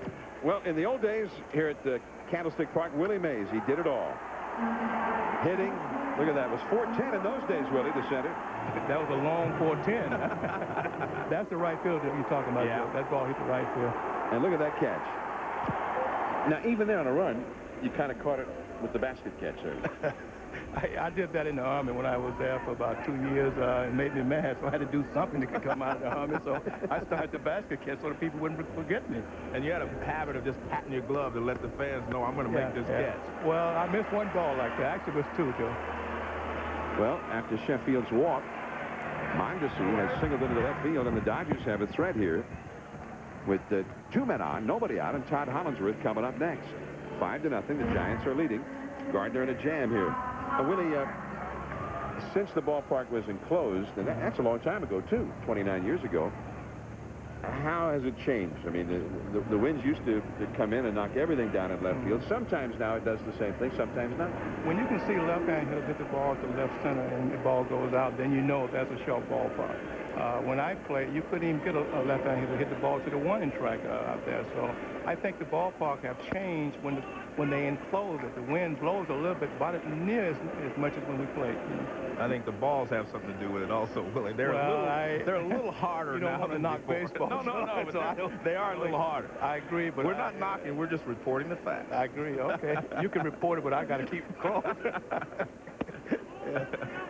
2-0 to Hollingsworth as Gardner continues to get into a deeper jam here. Now, when they open the new ballpark, Pacific Bell Park, down at the corner of 3rd and Townsend, downtown, when you enter the ballpark from behind home plate, you'll be entering at Willie Mays Plaza. Oh, boy, what a great honor that is. And the first thing you'll see is a life-size or larger-than-life statue of Willie Mays. Oh, that's a great... I think sometime, and I said this a lot of times, that I want to see the statue myself. I don't want to be gone and then all of a sudden put a statue up. It doesn't do me no good. So I'm so proud that I can look at all these things and be proud of what people have done for me. So at baseball, I look back over baseball and what I did. Oh, man, I feel good. Well, as Hollingsworth fouls one back out of play, 2 balls, 2 strikes. We just got a look at the location of the new Pacific Bell Park, which will be right in the downtown area with spectacular views of the bay, and everything. The bridge. And good location. And that's our gum-out aerial cam from over here, looking back over to where the new ballpark, just a few miles away, not very far. No, it's not far. 2-2 to Hollingsworth, and that's a foul. Back out of play. Now, back in the early days of Candlestick Park, though, Willie, I mean, there was Mays, there was Cepeda, and Orlando Cepeda is going in the Hall of Fame this year. Well, you look on the wall out there, John, and you see 24, 27, 44, and Orlando's going to be there. My other thing, I thought Gaylord Perry would be there. Yeah, I don't know what happened, but he's in the Hall of Fame. I think we have just as many guys in the Hall of Fame as anyone, so we should have them on the wall. Well, actually, I think there are more Giants in the Hall of Fame than from any other franchise, which is amazing when you think how many greats the Yankees have had. We have more than the Yankees? Yeah. Yeah, well, there you I didn't know that. So look at that. You finally beat the Yankees. You would have to bring that up, John. I know you would be 51 we lost to the Yankees, 62 we lost to the Yankees, so you would have bring it up. Well, you hit that double in 62 into the right field corner. Yes. And Matty Alou had to hold up at third. It could have been the tying run. And McCovey hit one to Bobby Richardson. This could be 2, but Kent follows it. Recovers in time to get Hollingsworth to get the 1 on the play. Sheffield to third, Mondesi to second. That's a big play, though, for the Dodgers because it looked like a perfect double play ball. Well, Gardner did his job. And Kent, you'll watch, he'll kind of wait on this ball. He gets to a point, and then he stops moving. And that's what, see right there, see, he's not moving his feet, he's not moving forward. And anytime you wait on a baseball, it has a tendency to take a bad hop on you as an infielder. You have to keep your feet moving, keep your body going forward. But it happens sometimes. He thought he was going to get a good hop, and he got the in-between hop. 1 out, runners at second and third. Here is Eric Karras. That's a foul, back out of play. But what I mean, that Giants team in 62. All right, you lost to the Dodgers. McCovey hit the liner to Richardson. If only it had been a couple of feet higher. Richards was playing in short right field to catch the ball. And, you know, John, I said this many times. I like to have been the runner. Right. And let Matty hit the double. Yeah. I think I would have scored some kind of way. I might have been out at home. You know what? I've always thought, and this is my personal opinion, but I guess the fact that they had McCovey coming up next, they didn't try to send Matty. I was sitting here, you know, a Giants fan growing up here, and I was watching, and I said, with 2 outs, you always try to score the runner. I always thought, and especially in a World Series game. But I guess they figured McCovey was up next. That's into center. Bernard on the run, but it's going to fall. Base hit. Coming in to score is Sheffield. Here comes Mondesi, and he'll go back to third. Well, Mondesi wanted to score, but he had to hold up because Sheffield had to hold up. Mondesi knew right away that it was a base hit, and he wanted to score, but they had to hold him up because Sheffield was just getting the home plate, so they finally stopped him. Bernard didn't have a chance to get there. At least he stopped. He gets it on a good hop, and he's going to make the throw to the plate, and you'll see Sheffield just kind of jogging in right there. Mondesi had come around the bag hard at third, wanted to score, but he had to hold up because Sheffield had not reached the plate yet. So the leadoff walk to Sheffield has become a run. It is 5-1 San Francisco, and Adrian Beltre, the 21-year-old third baseman who singled his first time, comes out, and he takes the ball outside. All right, so Roger Maris dug that ball out of the corner, made a good relay to Bobby Richardson. You're talking about on the hit that I hit in 1962, yeah, and you're double. I got it. 2 outs in the 9th inning. The Yanks were ahead 1-0. Yeah. Matty Alou was at first base. I keep saying, John, I want to be the runner. When I would like to have Matty hit the same ball down in the corner. I'm the runner. And I think Elston Howe, if you ever look at that film, the ball was up the line that Elston had to go up and catch the throw in from I guess from Richardson. Yeah. So I think I would have had a little something at home plate. Would have had a little hook up there. Yeah. You and Elston would have gotten real close, maybe. Well, I'm telling you that. Yeah. 2 balls and a strike now to Beltre. Vizcaino. I guess, let me ask you a question. Of all your fondest memories, I mean, and you had thousands, I mean, player of the decade, 600 home runs, 3,000 hits. I mean, what are you most proud of, I mean, in your career? I really haven't thought about it, Joe, because when you play so long for 20 years, you have so many memories come up. I think when you play with so many guys and all the guys continue comparing you with somebody, I think that's, to me, that's a tribute to the guy, regardless of who it may be. Every year they pick someone. One Cedeno one year, Andre Dawson the next year, Everett Davis the next year. Now they got Jimmy Wynn, they got Junior up in Seattle. So to me, that's a tribute to anybody that played baseball for 20 years. To be compared to anybody. You're the standard by which everyone is compared. I agree with you. That's a great tribute. Miller from third. The long throw just in time to get the speedy Beltre as Mondesi scores and Karras moves up. And it is 5-2 Giants. An RBI there for Beltre. Pretty good play by Bill Miller. Well, it's a tough play because he has to wait on it a little bit. So he goes toward the line. He can't charge it. He backs up. Now he gets his momentum going forward. That's a very good play there by Miller. You see him back up, get his momentum going forward, and that helped him with the throw. A nice play to retire Beltre. As you mentioned, very speedy guy down the line as Dusty Baker's going to go out and visit Gardner. I think he wants to make sure he's okay. I don't know, maybe something is bothering him. And we've also got the 8th place hitter up with 2 down and the pitcher behind him and first base open.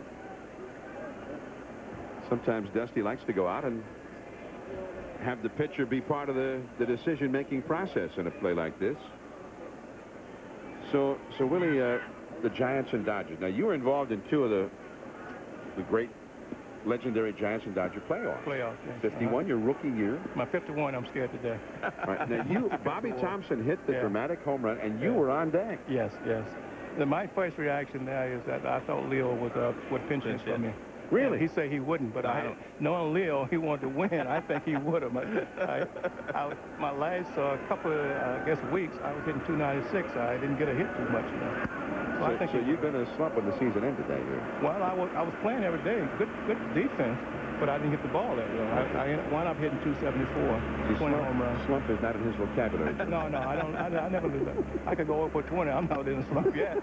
Just not getting hits. I'm not getting no hits. But somebody they catching the ball. But you were on deck. I mean, but we don't see you really. And all those celebrations at home plate. I'm the last guy to get to home plate, and I'm on deck. you just watch that film. I'm so nervous, so worried. I didn't even know the game was over. That's how nervous I was. And then Leo tell me, hey, I'll let you hit, boy. I'm going to hit. No. And that's funny because I guess, what's funny, Willie, is a rookie is always a rookie. I mean, there's a rookie. There's a mentality that goes with being a rookie. They brought me up, Joe, to hit third. I hit third for about 2 weeks. And Leo said, I'm going to put you down to 7 so you can relax a little bit. Yeah, you're right. And that's a foul by Vizcaino. 2 balls, 2 strikes. He had 62. The final out, and the Giants make it dramatic. 9th inning comeback again. Not quite as dramatic as the Bobby Thompson homer, but a 4-run 9th inning in L.A. And then the bottom of the 9th, the final out to send you guys to the World Series, a fly ball to you. You know what? I should have kept that ball. Yes, you should have. I saw you throw it in the seat. I remember that. Every time I look at it, my God, what happened? Why didn't you keep that ball? That ball would have been a lot of money. But back in those days, we never thought about those kind of things. Joe, I would have given it to a kid anyway. Right. You guys got all my stuff in the All-Star game. I don't have stuff at home in the All-Star. Well, we always wait a minute. raided his locker. I never had nothing. Joe and I have all that stuff? Joe have it. I don't know about you. I've got some, and other All-Star players. When we pick the All-Star team, you might ask Willie, I want this or this or this. Yeah, I never had nothing. I don't even have a ring, Joe. No, I don't have it. Get the man a ring. Well, you got a statue in downtown San Francisco coming up there. He can't get that unless he knock it down with his bulldozer. So Joe's got everything else, but he doesn't get the statue. No, he'll let that stay. He's my guy. I want to say this here on the air. I mean, as a young player who grew up here watching Willie Mays play and admiring him, and then to get a chance to meet him, and, you know, it's kind of like I was really in awe of the player, but I'm more in awe of him as a human being because he was the nicest guy. I mean, Willie did stuff for any rookie or anybody that came up on this Giants ball club. He took care of them. And I wasn't even on the Giants ball club, but he knew I was from the Bay Area, and he always took care of me. He used to invite me over to his house, and I'd come over. Chandho Park, fly ball to right. Burks looking up into the sun, and that is the inning. So the Dodgers end up with 2 runs back. They leave 2 men on. Willie Mays is with us in San Francisco. Stay tuned. We'll be back. ESPN Sunday Night Baseball presented by Gumout. The Giants 5, the Dodgers 2 as we move to the last of the 4th inning. And, of course, here at Candlestick, baseball will be departing after this season. This park opened in 1960, and the main attraction was the Say Hey Kid, Willie Mays. And he is here with us in the booth here at the Stick in the 40th and final year of baseball in this ballpark. Chandho Park, the Mark Gardner, there's ball 1. John, I want to finish my story. I was saying that Willie used to invite me over to his home, and I'd go over, man, and he'd open up his closet, take anything you want. Joe, he's got clothes that he'd never even unpacked. He'd tell me to take them. The only problem, John, is I wore a medium and he was a large. You know what I mean? But then he found out I loved jazz, you know, the music. So he said, here, take these albums. I'd go home with boxes of albums. I mean, and he was always, you know, so good at helping, you know, people who wouldn't get all the free things like he did. And I remember that, you know, from growing up here, and I've always admired him, you know, like I say, not just as a player, but, you know, for being the human being that he is. And I think that's the most important part because... That's what I told him to say, John. No.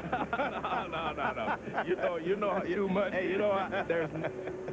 You know, and I said this, I mean it. I don't care how often I see you or talk to you.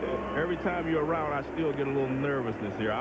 You're talking about you in the on-deck circle. I get nervous every time I get a chance to talk to you. But, you know, that's what I was talking about before, Joe. When you have respect of your peers that you played against. To me, that's very, very important. For me, I don't know about others. Well, I've lost a little respect, I must say, for some of these people who do this voting. I mean, they had this century team, and you were second to Babe Ruth. All time. And you wrote a very eloquent, you know, statement about that. You said, hey, I understand that. You know, that Babe Ruth, he changed the game, he did this, he did that. Well, there's a new poll out, which I don't understand. I was looking at it on the plane yesterday, and I got a little bit upset myself because I started looking at it, and Ruth was at the top, which I understood. But then it goes Lou Gehrig, Ted Williams, Hank Aaron, Stan Musial, Joe DiMaggio, Ty Cobb, and Willie Mays 8th. Now, I don't know who voted on this. I'll have to, I don't want to give them any publicity. But, I mean, I don't understand how anybody could ever vote you 8th on the all-time list because, I mean, as you said before, the only guy I can understand being in front of you would be Babe Ruth. I don't think he was a better player, but I understand the situation. I don't know if it's political, Joe, or what, because it seemed like in the last, I guess, 3 or 4 polls, guys been calling me and said, how did you get to be 2? And I'm saying, well, I should be 1, but I'm not going to get involved in that because Babe was my guy. Right. Marvin Bernard in the right center field. Hollingsworth can't get to it, and Bernard is off and running. To second, heading for third. The relay to Young, and Bernard will go in with a triple.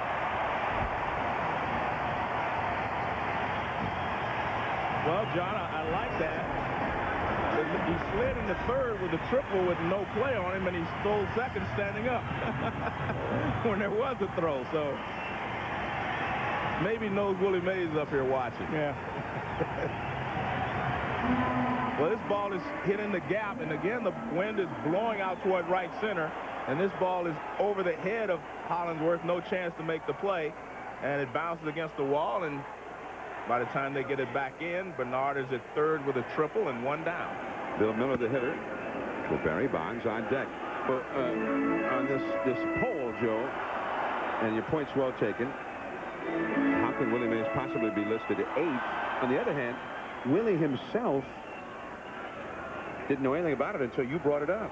Yeah, I know. No, somebody called me this morning. I was hiding it when he came in. I hid it because I didn't want him to see it myself. Oh, no, I already called. You know they gonna call me. Hey, I was upset, John, sitting on the plane last night when I was reading this. I said, this is amazing to me. But I have no control. I must over admit, that, John, I mean, I'm higher on this pole than any other pole I've ever seen, but I still don't like the pole. Yeah, where are you, Joe? Where am I? 30. I was here someplace. You moved up? Right behind. Yeah, I was right behind Jackie Robinson, 37. You moved up? Yeah, I was Where? 40 something before. Oh, I don't know. Well, who's pole? I don't know who's polling. That's Yeah, what I'm but you know what?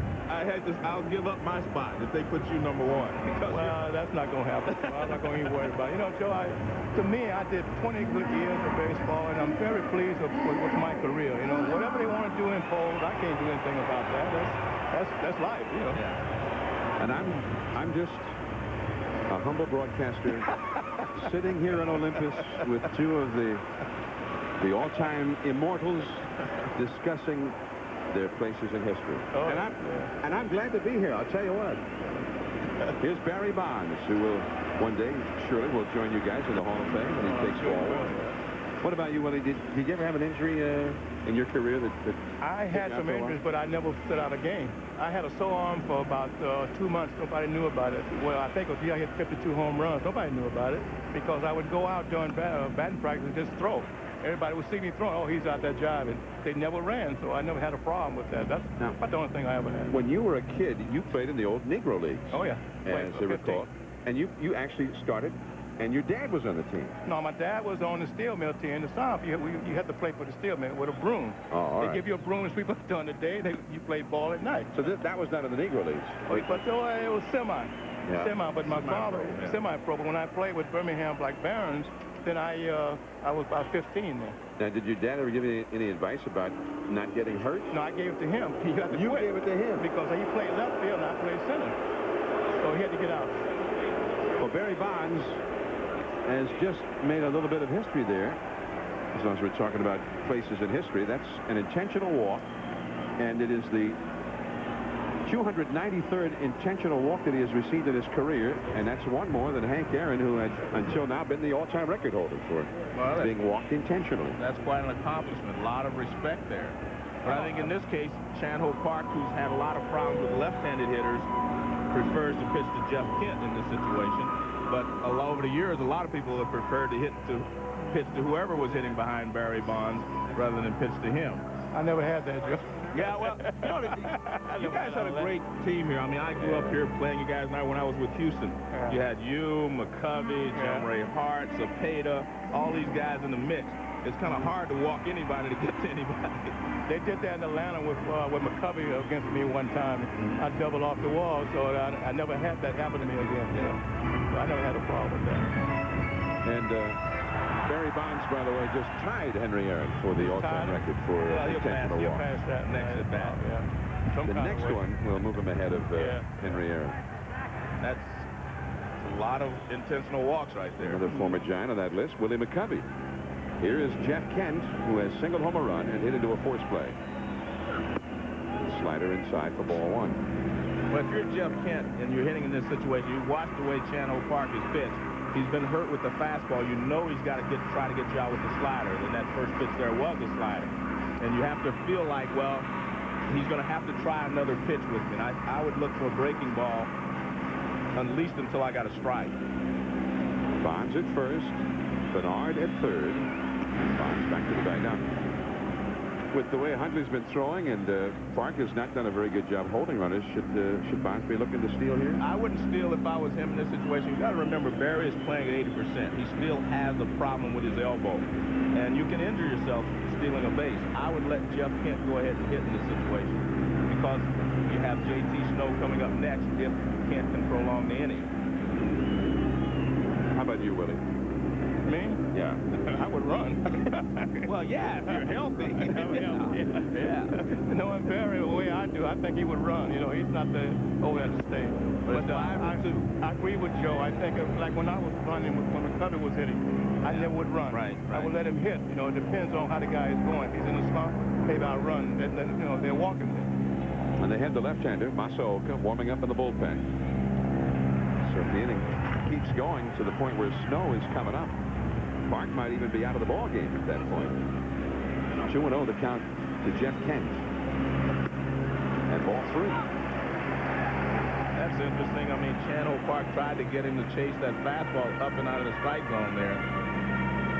I'm sure that Kent has the green light here at 3-0. There's Masaoka in the bullpen. But the final year of baseball at Candlestick, and one of the greatest pitching duels in the history of Major League Baseball occurred in this ballpark, 1963. Warren Spahn, Juan Marichal, two Hall of Famers.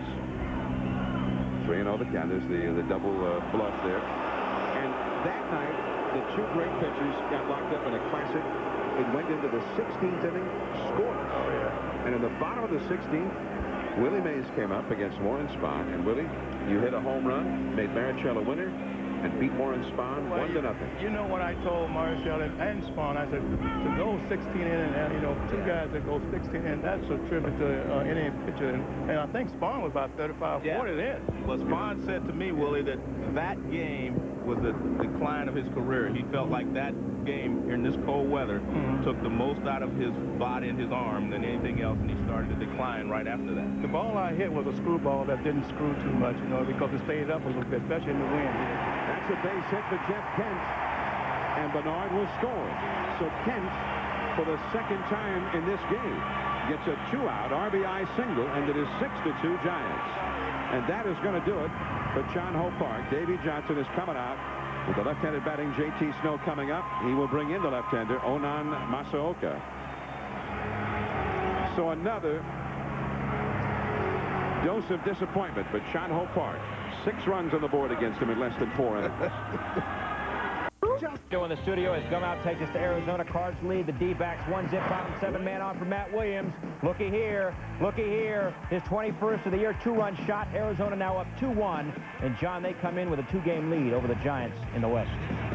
All right, Bill, and we'll keep you updated on that ball game. It's been real tough to score in that series the last 3 games, beginning with the no-hitter thrown by Jose Jimenez there on Friday.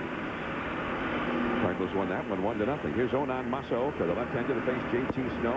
Misses badly with a slider way outside. Ball 1. He's got Barry Bonds at second and Jeff Kent at first. Masaoka in his first year in the big leagues, and he's averaging 1 strikeout per inning, but has also given up a lot of home runs and a lot of walks. And a lot of walks. That's the first thing that jumps out at me.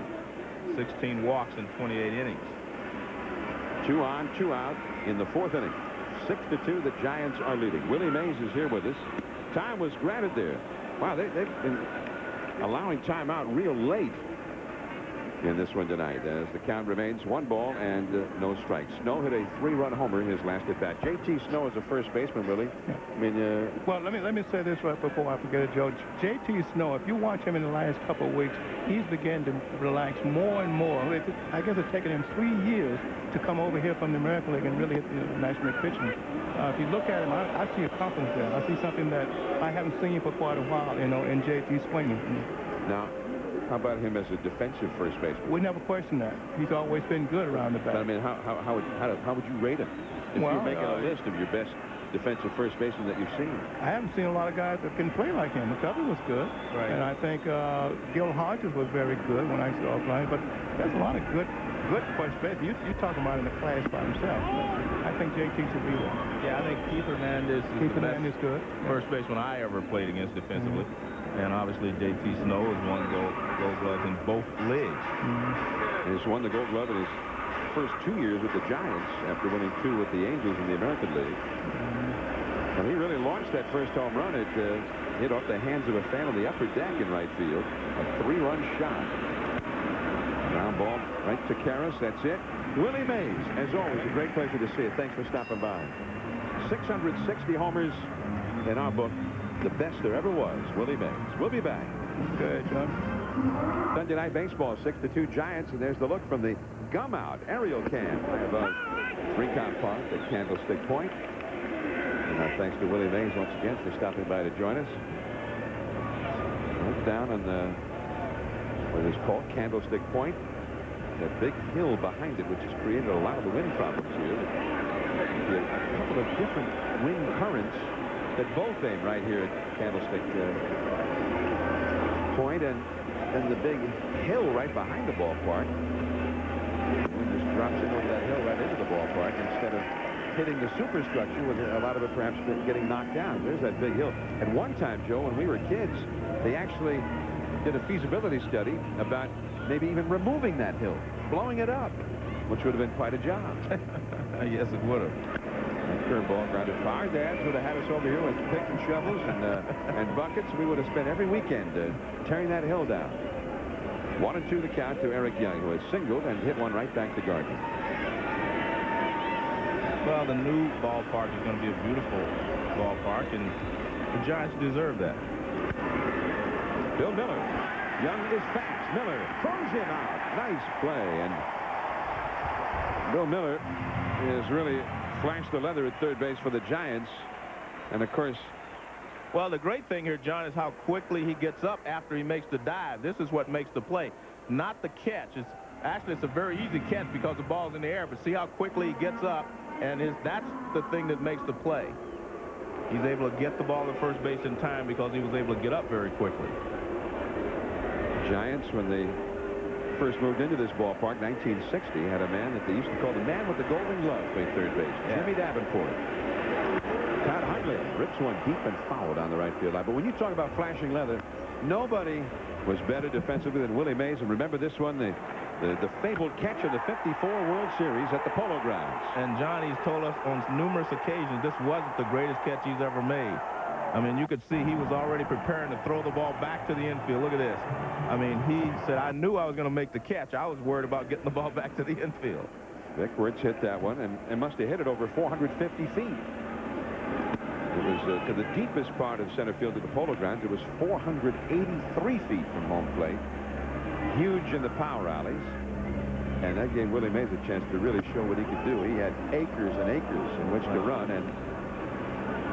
But he was also, Joe, I mean, he almost had a genius about him. He could improvise. I don't think there's any doubt that he was a genius. Once he crossed those lines out there, he was a genius. He once made a catch here in one of the first years at the Stick, racing into the outfield as Huntley hits another high foul drive that will land to the upper deck. Very much fouled on the right field line in the sunshine out there. 2-2 the count. To Willie, chasing a ball into the alley and had run out of ways in which to catch it, so he reached out and barehanded it. He also had that innate ability on the base paths, a sense of timing, where he could take an extra base but time it so that he would draw the throw to get another runner up an extra base. Well, he always knew, exactly what he could do and what he couldn't do. I think, as I've said before, you become a great player when you know your weaknesses as well as your strengths. Willie knew how quickly he could get to third base on a single to right field, and he knew how quick the guy could get the ball back in. I mean, he knew everything. That's why he was a genius. I mean, I don't think there's any doubt that he was a genius on the baseball field. Hundley chasing that high fastball from Gardner. 3-2. Hundley has popped to third and flied to right in this game. 2 homers here yesterday, including the game winner in the 9th inning for L.A. Gary Sheffield on deck. 6-2, the Giants lead the Dodgers. The Dodgers trying to sweep the Giants this weekend. And the strikeout. Another fastball. 2 down. Well, the Giants will move out of Candlestick down to the China Basin area. And there it is, real close to the Bay Bridge. And there's the look at the ballpark, still under construction, Pacific Bell Park. And there's the home plate area. They use that as a focal point so they can make all of their measurements from that as a given. And right out there in the front, Joe, there will be a statue in Willie Mays Plaza honoring Willie Mays. I hope those pictures weren't taken yesterday, because it's going that part will not be finished in time for opening day next year. 0-1 the count to Gary Sheffield. They have made great progress every few days. You go past there, and a whole lot more has been done to it. 0-2 to Sheffield. Gardner's thrown him a couple of beautiful curveballs. Sheffield has walked in each of his first 2 trips to the plate. The wind will be much less of a factor, it appears, at Pacific Bell Park than it is here for numerous reasons.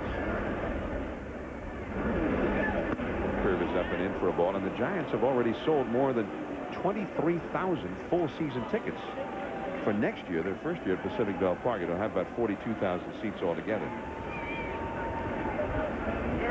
kid has found the baseball. Lon Simmons, the great broadcaster of the Giants for so many years. When the Giants hit a home run, he would always say, and still does, when he works a game, tell it goodbye. And the Giants are using that as their slogan for this final year at 3Com Park. You know, John, we grew up listening to Lon Simmons and Russ Hodges. You know, when he was here, and Russ Hodges was Bye Bye Baby, and Lon Simmons, tell it goodbye. When you were a Giants fan and you heard one of those phrases, you got goosebumps. Yes, you're right. Willie Mays, Bye Bye Baby. Willie McCovey, tell it goodbye. They had a lot of guys who could do that. Who could tell him goodbye, too. 1 ball and 2 strikes. Chased that high fastball and just got a piece of it. One of the very few hitters in the National League that could have even made contact with that pitch. That was a very high fastball, but he's such a great fastball hitter. And, I mean, he could get the barrel up there. It's very difficult to get the barrel back up to get to this pitch. Look at that. I mean, most hitters would swing under that pitch. He's able to get the barrel up there. Jammed him. Maine is coming back, but this one will land in amongst the customers there behind the screen. 1 ball, 2 strikes. This is quite a confrontation here, Johnny. Threw him 2 slow curveballs. He dropped down, threw him a curveball. He hit it foul down the line. Now he's come back with 2 straight fastballs. He's trying to keep him from honing in on the same speed. And he's changing his angle of delivery. But you have to do that to a guy like Sheffield because, I mean, he is such a fine hitter and a great, great fastball hitter. It's very fearsome at the plate, really coiled and ready to spring. And that's a pop-up. Maine giving chase on this one, but the ball will also land back behind the Giants' dugout and out of play. The Giants, you know, in the days when they had all these great players, Willie Mays and Orlando Cepeda were 2 guys you better not throw anything off speed to. Cepeda had a big, heavy bat, and you throw him breaking balls or changeups, and he would just kill you. And Mays handled the changeup and the curveball better than any just very good hitter. He used a regular bat, 33 ounces, 34 ounces. But Cepeda used a big bat, and you could not change speeds on either one of them. That one is hit high in the air to left field. Bonds, though, is there. The wind may be knocking it down as well. And that ends the inning. 3 up and 3 down for the Dodgers. We're halfway through it. It is 6-2 Giants.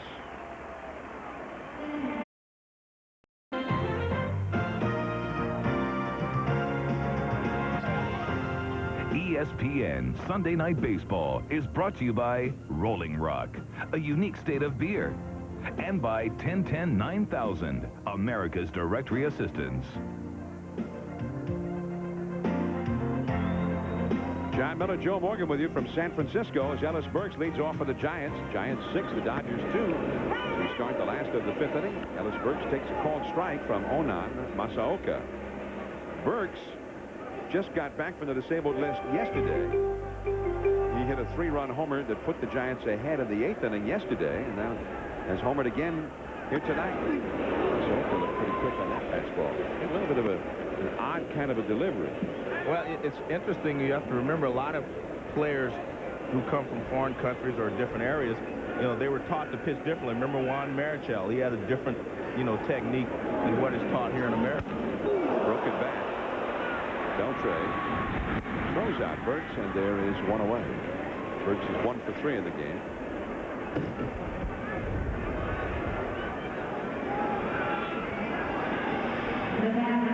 Here now is Rich Aurelio.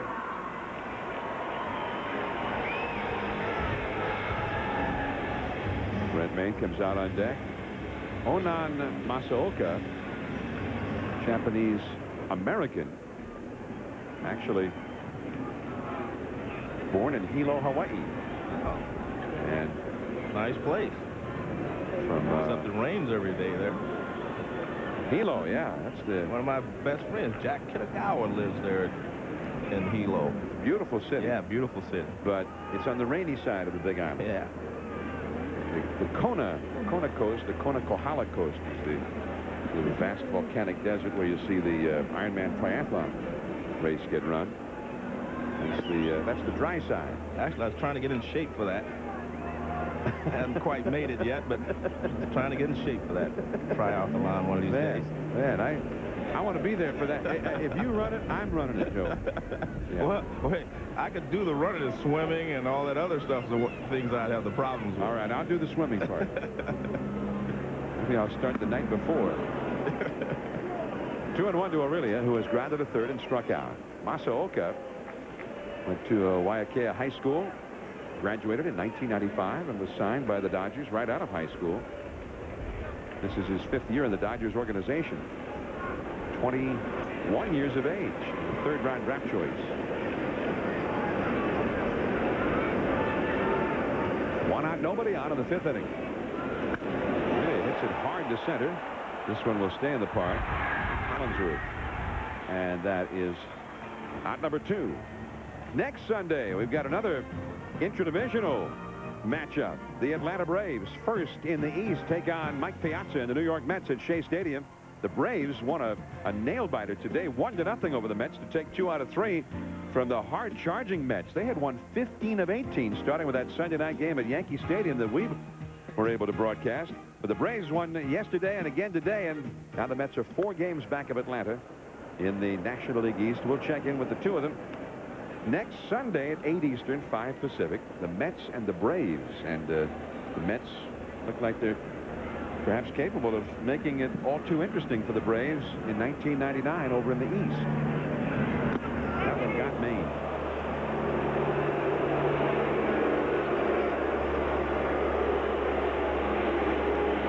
Maine gets hit by the pitch because I think he's trying to stay in there and keep from bailing against the left-hander. But this pitch is not that far off the plate. I mean, if you watch, he doesn't move. Watch where this pitch is. He really doesn't move. See, that pitch is not even close to being, you know, way inside, as they might say. I mean, that pitch is close to being a strike. Close to being over the plate. It was up. So Maine is aboard, and the batter will be Mark Gardner. Gardner has walked and struck out. 6-2, the Giants and Gardner leading the Dodgers. Sean Hope Park knocked out of the box in the 4th inning. Gardner first ball swinging. Mondesi on the run. That's a fair ball.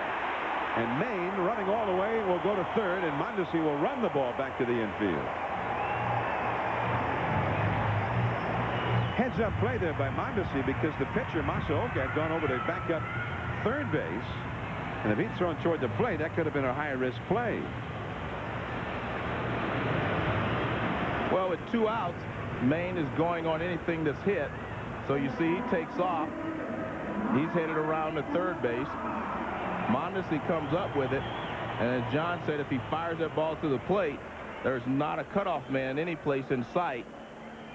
And if he throws it toward the plate, Gardner could have taken 2nd base easily. Now, Marvin Bernard.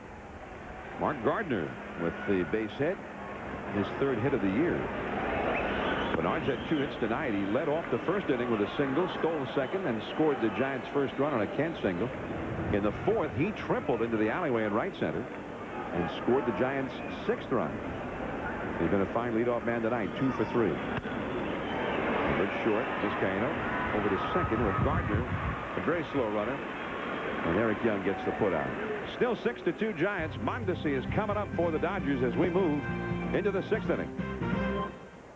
Sunday night baseball, the Giants 6, the Dodgers 2, and there's the look at 3-Cop Park at Candlestick Point, right on the shores of the San Francisco Bay, from the Gum-Out aerial cam. And as always, we're very happy to have the Gum-Out aerial cam with us. In that area, Joe, the winds blow so hard in this particular spot. That area at the bottom of the screen in the bay is one of the premier windsurfing locales in the world.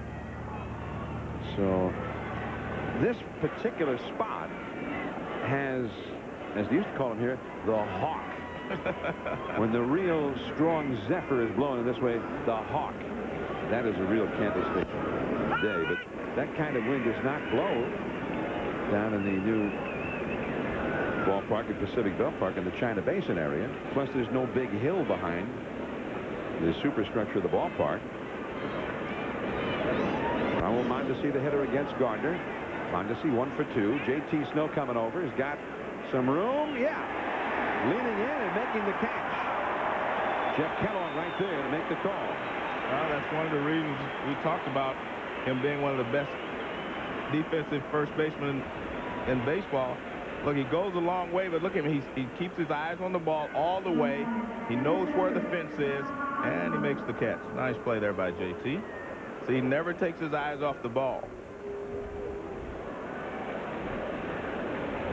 And having that long glove helps a little bit.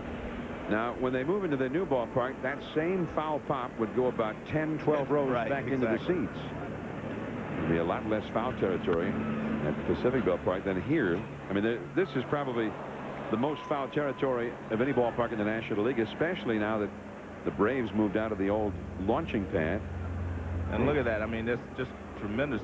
That's one of the reasons, John, you know, and the weather here is another, but you haven't had a batting champion here in San Francisco.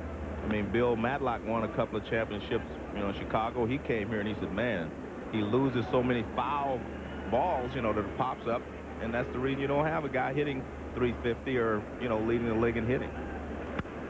Hollingsworth pops this one foul, and it will come back out of play. 1 ball and 2 strikes. We mentioned the premier windsurfing locale. Look who's out there even now, Joe. Yeah, maybe if we finish, it could be me over here and you over here. If we can get this game over in time. Well, that's me on the right. I'm ahead. Yeah, I'm going to whoop you. 2-2 now to Hollingsworth as Gardner's curve bounces in the dirt. We got the extreme games going on down in the Embarcadero, but we've got the guys who are just out there for the love of a high wind right here off Candlestick Point. Gardner's 100th pitch misses, and it's 3-2 now to Hollingsworth, who twice has grounded out to Kent at second base. Giants lead 6-2 in the 6th inning. Right up the middle, base hit. And Eric Karras is coming up. The Dodgers now with 5 hits against Gardner. And let's take a look at the Dodgers gum out in-game box score. Eric Young, the leadoff man, with 1 hit. Hundley hitless. Sheffield has walked a couple of times and scored a run. Mondesi 1 hit and a run scored. And Eric Karras with an RBI. And Adrian Beltre with the other RBI for the Dodgers. They trail 6-2 as Karras comes up.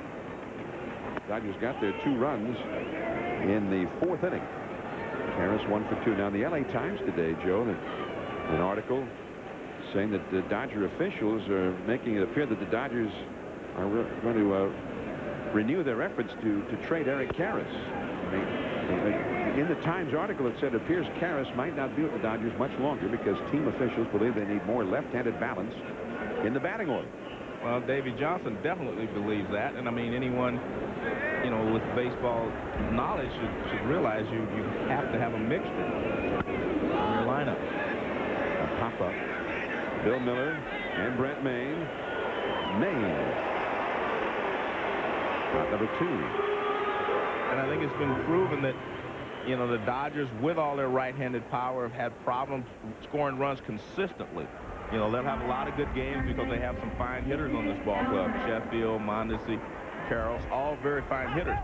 But if you get late in the ball game and they bring a closer in and he can face all 3 of those, and most closers in the National League are right-handed, you know, you're kind of at their mercy when you're bringing in a fresh pitcher to finish it. And that's why they went out and got Todd Hundley, and that's why they're trying to find more playing time for Todd Hollingsworth.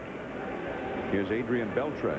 Hollingsworth, a former batting champion, not a batting champion, but a former Rookie of the Year. And that's why they brought Devon White here as well, because, you know, he's a switch hitter, and obviously he's a very good center fielder also, but, you know, they wanted his left-handed bat in there as well. You just an ideal lineup, John, it will have, you know, if you start with a right hand, you have right, left, right, left, right, left. I mean, that's an ideal lineup because it keeps the pitcher from getting in a groove and throwing the same pitches to the same hitter. In the past with the Dodgers, the pitcher could get in a groove and throw the same pitches to 4 straight hitters, and that helps him to get his confidence level up. 1-1 now to Beltre. Well, Devon White was supposed to have been in the lineup tonight. That was the original lineup. And Sheffield was going to take the day off. Karras was given the day off yesterday. In each case with a right-hander pitching to get Hollingsworth in there. And Davey Johnson said because it gives the Dodgers more options. Right. And he also said it gives the other manager a few more things to think about. And You know, a Dusty Baker, let's say, if you got a lefty, a righty, and a lefty, a righty, he can't just so blithely say go to his bullpen and bring in a right-hander just to face 2 or 3 guys. He's going to face one righty, and then there's going to be a tough lefty. 2-1 the count to Beltray. That one almost got it. 3-1. Bullpen activity for the Dodgers. Jamie Arnold, the right-hander, starts to warm up. 2 down in the 6th inning. Vizcaino on deck, and then the pitcher's spot will be due. They'll get a couple of men on here. Collinsworth at first. 6-2, the Giants lead in the 6th inning.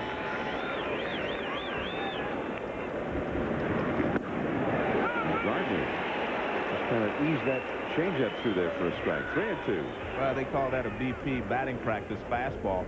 All you're trying to do is throw a strike, and you just don't give it your best fastball and throw it like a batting practice pitch, and maybe you'll get the hitter out in front of it. It acts like a changeup, but it's not your changeup motion.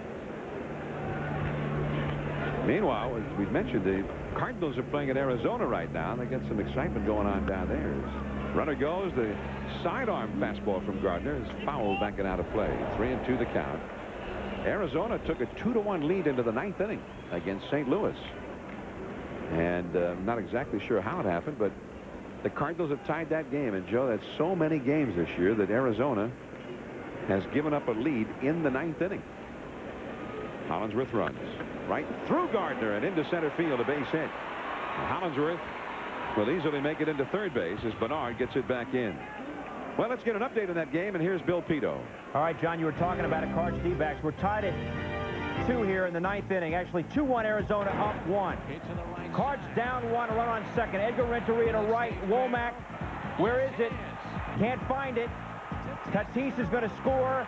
Renteria is going to go to third. 2-2 top 9, and McGuire is at the plate. All right, and there's nobody out in that 9th inning, so maybe we should watch that game. That's for a second, huh? Well, we're right there, Joe. When it happens, we're going to be looking at it, even as we bring you this one, as Vizcaino comes up. We got some real excitement going at Bank One Ballpark, as they have for that whole series with the Cardinals. The no-hitter by Jimenez, he beats Randy Johnson on Friday 1-0. The only run scored in the 9th inning. There's ball 1 to Vizcaino. Gardner starting to look tired to you, Joe? Well, you mentioned at the beginning of this inning, he threw his 100th pitch early in this inning, and he's probably starting to feel a little bit because a lot of his pitches are staying up. That's Alan Embry, a left-hander, and Jerry Spradlin, number 43, a right-hander. Jeff Kent, meanwhile, in at the mound, perhaps stalling for time here. Gardner now at 112 pitches. Mark McGuire was walked intentionally down there in Arizona, so they're 1st and 3rd now for Arizona, or for St. Louis in Arizona, with nobody out at a 2-2 game there. I didn't notice he was pitching for Arizona. Is that Olsen? I didn't notice. No, I don't think so. Vizcaino takes a called strike. Young Kim. Yeah, that's right. It's that sidearm underhand motion. You're right. Throws hard. 2 out, 2 on for the Dodgers. Hollinsworth, the runner at third. Beltray, the runner at first. Snow on the bag with him. Vizcaino 0 for 1. That's a foul. 1 ball and 2 strikes. Yesterday, in 10 innings, St. Louis beat Arizona 2-1 after beating them 1-0 Friday. And now a 2-2 game in the 9th today. Thursday, Arizona was down 7-5 in the bottom of the 9th and scored 3 to beat the Cardinals 8-7. And Arizona's been an offensive juggernaut this season. I mean, they've beat up a lot of teams when they've brought in Arizona. Off the fist foul. Miller coming over, and he's got it. Slams into the wall, hangs on to it. And again, that ample amount of foul territory to Gardner's advantage in this inning. It'll be Miller, Barry Bonds, and Jeff Kent coming up. 6-2 Giants. Miller, first ball swinging, hits a foul off the right field line here against Onan Masaoka as we start the last of the 6th inning. Sunday Night Baseball from San Francisco. The Giants 6, the Dodgers 2. Bill Miller, the second place hitter in the order. Hitting right-handed this time is against the left-handed Masaoka. He's 1 for 3 in the game. 1 ball, 1 strike. Miller has grounded out twice, but also hit a double. His double in the 3rd inning started a 4-run rally.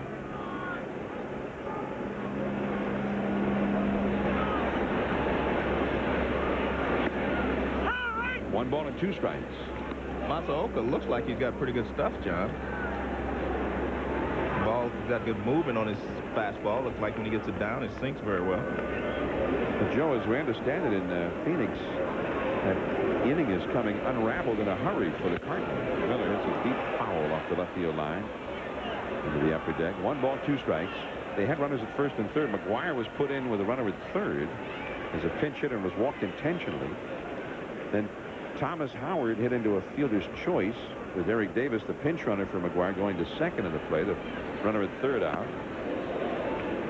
And then Eric Davis got picked off at second base. And now Darren Bragg has struck out to win the inning. So they never did get that runner from third home to go ahead. But they have tied that game in Arizona 2-2 going to the last of the ninth.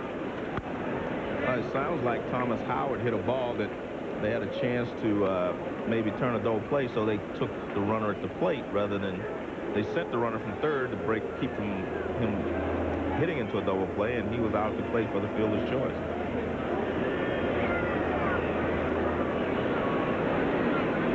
Two and two the count.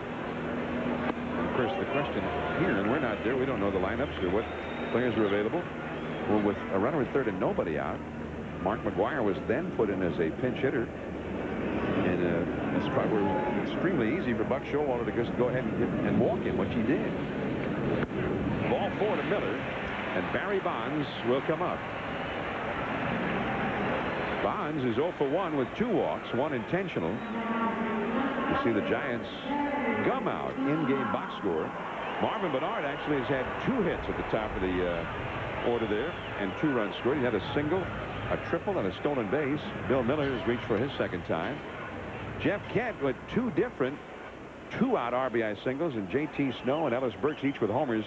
Snow's was a 3-run bomb into the upper deck in right field and helped the Giants open it up in the 3rd inning. It was 1-0 when he launched a booming home run. John, his last at bat, I was watching Barry Bonds, and I've seen him hit thousands of times. And it appeared to me that he had his hands and his arms farther away from his body than he normally does. And it could be because of his elbow. He feels more comfortable with it there. This at bat, it seems like he's got them back a little closer to where I remember them. Not quite as far away from his body. Definitely not. 1 strike to Bonds. And strike 2. And what happens when you get your hands away from your body is your swing becomes more of a roundhouse swing. It's more of a, you might pull the ball foul. You see, his hands are in where they belong now. Before the other at bat, it looked like they were away. And it's like if you're swinging a paddle, you need to go from in to out, not out to around. It slows your bat when you get your hands that far away from your body. Slider misses. 1-2.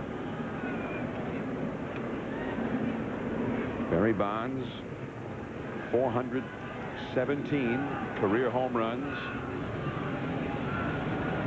He's hit a couple, and the irony of the surgery he had on his elbow is that he was off to one of his fastest starts ever. Right. The first couple of weeks of the season.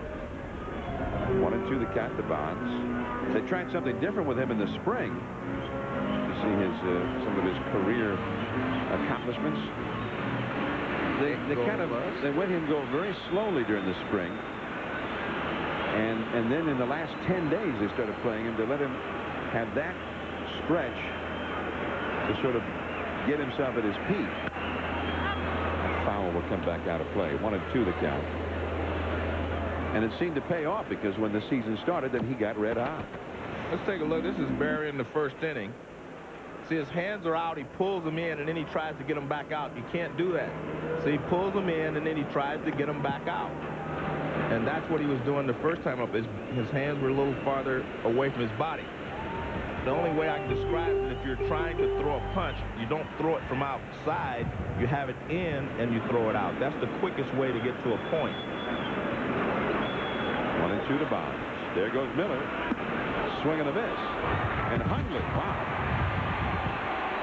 Well, Bonds is down on strikes, but Bill Miller, who is not a base stealer, steals his first base of the year, and that throw will not. That's not what he and Rick Dempsey have been working on. Well, again, I feel badly for Huntley because he is a warrior. I mean, this is just, you know, a terrible throw. I mean, he doesn't even extend to get it up top. He actually basically just kind of throws it in the ground. But again, when you've had an injury and you're playing this game less than 100%, I mean, it's difficult. We just saw Barry Bonds swing and foul off 2 pitches that he normally hits. But watch Huntley. I mean, you're looking at 2 injured warriors right there, and neither one of them get the job accomplished. And again, like I said, I feel badly for him because he was one of the best catchers in the game, and he was also a warrior. I mean, that's tough. When you're a warrior, you'll go out there, and he never made any excuses. I like that. I mean, he still doesn't. Jeff Kent with the runner at second. Kent has had 2 hits and 2 RBIs in this game. Well, and the Dodgers say that if he starts hitting the way he used to hit, particularly from the left side, that they're at this point willing to endure some things behind the plate. John, I tell you, and again, if you're going to live with that, you're not going to win any pennants. I mean, it's just that simple. And again, that's not to point fingers at Todd Huntley. In fact, I think you have to point fingers. You know, Kevin Malone was the guy that made the trade, and he's also the guy that said, well, we'll see the Yankees in the World Series. So a lot of this has to fall back on him. And they traded Charles Johnson and Cedeno. You know, I mean, they traded some pretty good players to get Huntley. Roger Cedeno, who now leads the league in steals. Right. So you know, there's that. You know, may have been a mistake, and again, it's not because he wasn't the player that they thought he was, but because of the injury. Jeff Kent. And he swings with that low slider. Tried to hold up at the end there. Couldn't do it. 0-2 to count to Kent. And John, I guess maybe that's the reason that one of the reasons that you're talking about listening to trade offers for Eric Karros. I mean, maybe you can take Huntley and move him to first base. Now he can be the left-handed power that you want in this lineup. But I mean, right now they have a problem. 0-2 the count to Hundley. Miller with Eric Young breaking into the bag as if on a pickoff play at second base. John just stepped off the slide. John, the problem is if you take Hundley out of the lineup, then you're all right-handed pretty much. You don't have the power that you want. You put him in the lineup, you become very weak defensively. So, you know, it's the chicken or the egg, you know. Well, like the LA Times had today about, as we mentioned earlier, it looked like Karros might not be with the Dodgers much longer. And the unsaid part, I would think, is that the idea would be that Hundley will move over to first base. Yeah, I think a lot of times a catcher would not have any problems playing first base because he's used to receiving throws and receiving the ball. There are a lot of times an outfielder would have problems playing first base because he's not used to receiving throws or the movement on the ball coming towards him. So I don't think there would be a problem for Hundley to play first base if that's the way the Dodgers want to go. 1-2 the count. Well, but Karros has been a guy driving 100 runs for you, been very consistent for you over the years. He's been very steady year after year.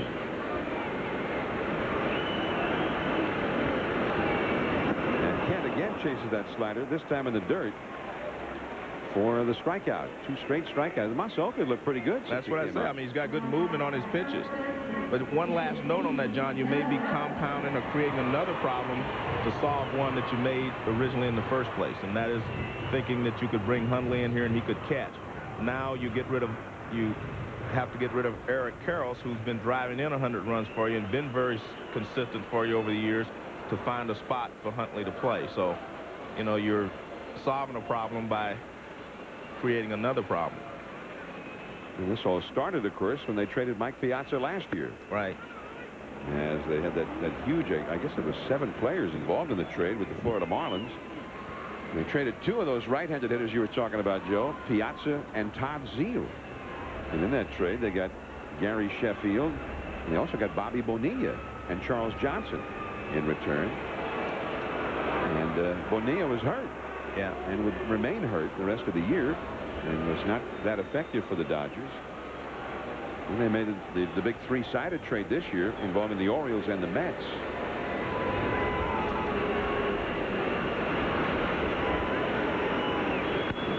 J.T. Snow, Collinsworth, and it's Paxton. Coming in to score is Miller.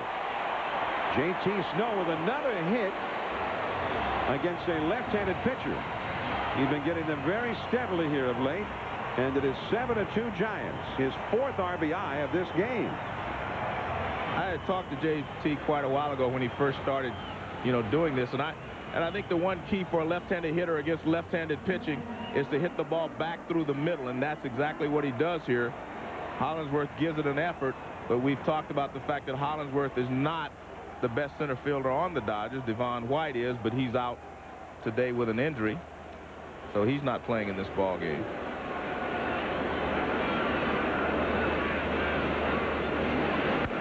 Burks, Vizcaino to Young for the force out on J.T. Snow, and that's the inning. The Giants get another run on yet another 2-out RBI hit. 7-2 Giants. ESPN Sunday Night Baseball presented by Gumout. Giants 7, the Dodgers 2 as we move to the top of the 7th inning. From 3-Count Park at Candlestick Point, I'm John Miller with Joe Morgan in our 10th year. Wow. Yeah. I mean, it wasn't that long ago, Joe, when each of us saw our first games in the big leagues in this ballpark. You're right. This is where it happened. Actually, you might, I don't know, did you ever see a game at Seal Stadium? Yes, I did. Actually, I was there today. McCovey went 4 for 4 off of Robin Roberts. You were there? Yeah, me and another 60 or 70,000 people. Over the years, at least they've said they were there. But I was definitely there in right field with my dad. We were out in right field there watching the day he broke in the major leagues. Actually, Seal Stadium had about a 23,000. Right, yeah. but over the years, 70 or so thousand people have said they were there for that game when McCovey went 4 for 4 against Robin Roberts. That was one of the great debuts in Major League history in the first game for a player. The Giants now in their tell it goodbye year here at the Stick. 2-2 the count to Craig Counsell, the pinch hitter for Onan Masaoka. Mark Gardner still out there, closing in on 120 pitches thrown for the game. Leadoff man Eric Young on deck, and then Todd Huntley due third here. Meanwhile, in Phoenix, they've gone to the 10th inning, 2-2. And the Giants immediately get someone up in their bullpen. Bullpen is getting busy again. As Counsell just gets a piece of that one. In the Dodger bullpen, Jamie Arnold is warming up. He'll be coming on in the last of the 7th inning for L.A. John, the last time we saw Counsell, I mean, to talk about him, he was helping the Marlins win their World Championship. The World Series hero. And he was a hero. I mean, everything he did in that series was right. Well, he made all the plays, did everything well. He drove in, if memory serves, the tying run against sacrifice fly. Jose Mesa in the 9th inning of Game 7, setting up Edgar Renteria's game-winning hit in extra innings. Mark Gardner now at 121 pitches. A foul straight back. Right toward the press box. Still 3 balls, 2 strikes to Counsell. Spradlin, number 43, the right-hander. Embry, number 56, the left-hander, up in the Giants bullpen again. The Counsell is one of 4 members of that Marlins World Championship team now with the Dodgers, which is exactly how many members of that World Series team the Marlins still have. The Dodgers have as many of them as the Marlins do. And a lot of people are interested in Livan Hernandez, so he may not be there much longer. He's one of the heroes, especially in that league championship series against Atlanta. Gary Sheffield, another former Florida Marlin, now starring for L.A. Counsell, center field, Bernard, and that is on number 1. Let's get an update now from Bill Pito. All right, John, you mentioned the Cards and D-backs going to the 10th. We almost didn't get there because Matt Williams, with a man on here in the bottom of the 9th, had a home run in his last at-bat, and oh so close here, flying out, though, to left field. 2-2, now playing the top of the 10th at the bottom. Wow. Matt Williams, so dangerous. And Joe, the way he started to run on that ball, do you think he either thought it was going to be caught, or do you think he thought it was going out? No, he thought it was caught. He dropped his head a little bit. When the big guys hit him, they know when they're leaving the yard. 1 down, Eric Young. Matt Williams he's fully healthy again this year. He was not last year, and he's having a big year. There's ball 1. Tonight, before the game here at the Candlestick, the Giants honored their all-time team from the 80s. And Matt Williams, of course, was the 3rd baseman on that team. He was unable to be here. They had many of the former stars here. And there's ball 2. including Dave Dravecky and Jeffrey Hackman Leonard. Both of them just stopped by the booth to say hello. It was great to see them. I was broadcasting, for the Giants in those days when they were all playing. When I retired, this was actually my second job. The first year I broadcast for the Reds for a year, and then I came here and started broadcasting for the Giants. Now, Robbie Thompson beat you out for the all-time second baseman of the Giants. And rightfully so. He had some 300 years. He had some great seasons here. I mean, Robbie. But you had that home run against the Dodgers in '82 that we. Well, that probably got me a few votes just because it was the Dodgers. But Robbie had some great seasons here. Eric Young draws a walk. Well, this was 1982, and it knocked the Dodgers out of the pennant race. October the 3rd, 1982, the anniversary of Bobby Thompson's homer against Terry Forster. Yeah, I was just happened to be lucky enough to be the right guy in the right situation that day, and it was kind of ended our season on a good note that year. The Dodgers had knocked us out of the race on Friday night. Rick Monday hit a grand slam to beat us, and we were the Frank Robinson's team that year. And I've said in the past, and I mean it, I was more proud of that team than any team that I'd ever played for. When I played for the Reds, look, we were better than everybody else. We were supposed to win. But the Giants of '82, I mean, we were a team that just really played hard together, and we came together, and they learned how to play the game under Frank Robinson. Well, that may well be as Mark Gardner departs to an ovation here. But Robbie Thompson was the all-time '80 second baseman for the Giants. We'll be back.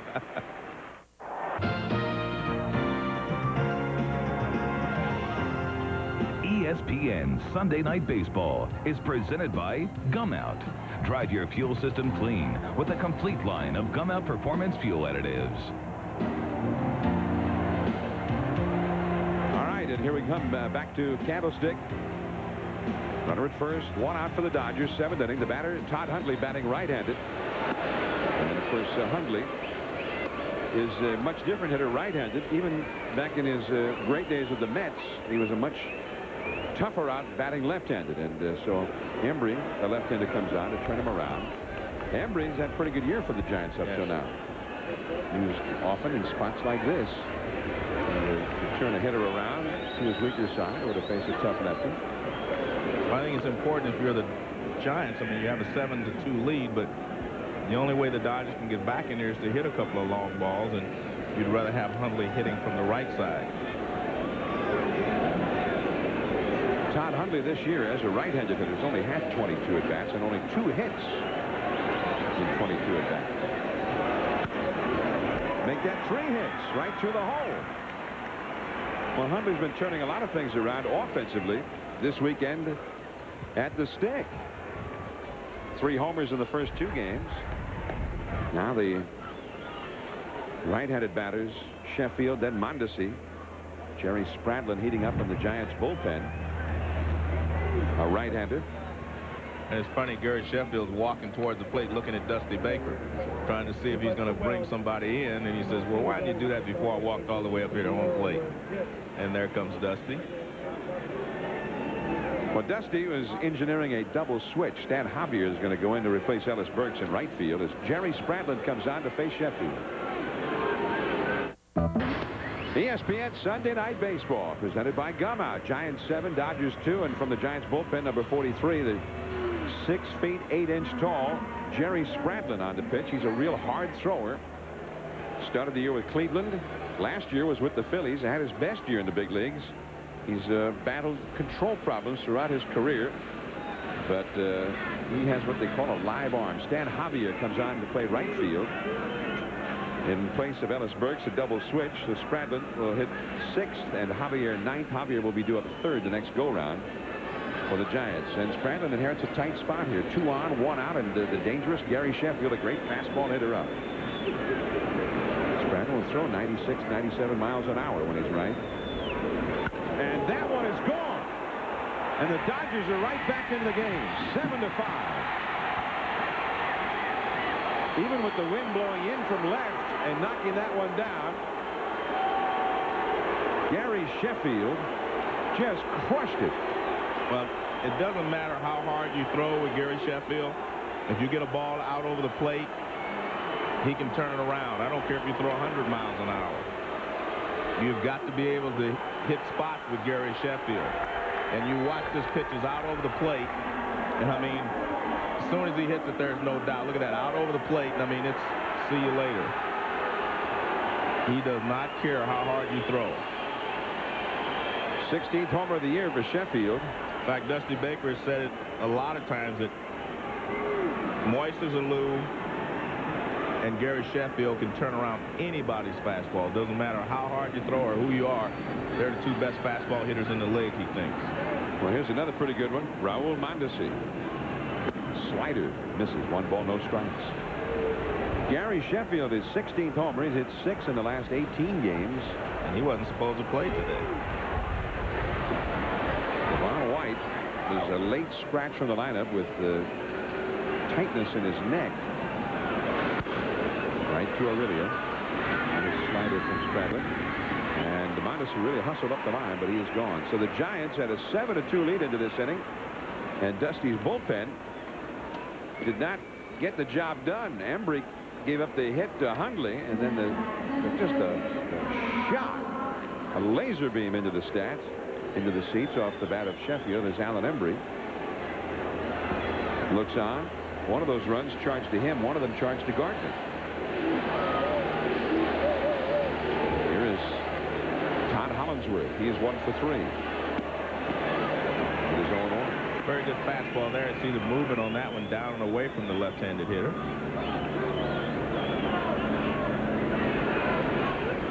So both bullpens very busy. The Giants have already gone to the bullpen twice in this inning. But the problem has only gotten worse. In fact, it became a problem after Dusty went to the bullpen. Down the right field line. That's a fair ball. Right past those bullpenners. Javier digs it out as Hollingsworth will pull in with a double. His second hit of the game.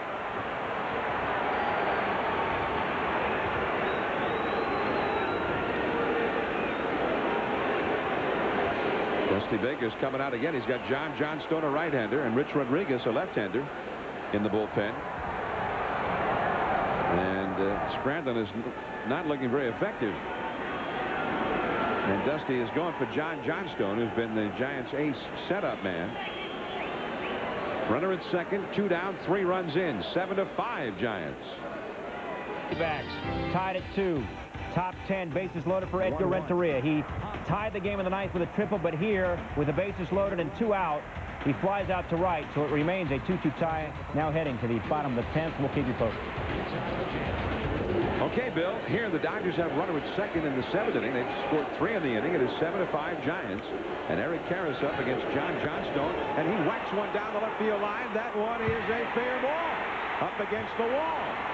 It is a 1-run game as Hollingsworth scores. The Giants bullpen has thrown 8 pitches, and the Dodgers have scored 4 runs in the span of 8 pitches out of the bullpen. Well, when you're down 7-2, the only way to get back in is with power. And we've seen the Dodgers exhibit that power. Gary Sheffield's home run. Now here's a high something, looked like a hanging slider to Carroll's, real high hanging, up in the strike zone. And he rips it into the corner. And the Dodgers are within 1 run.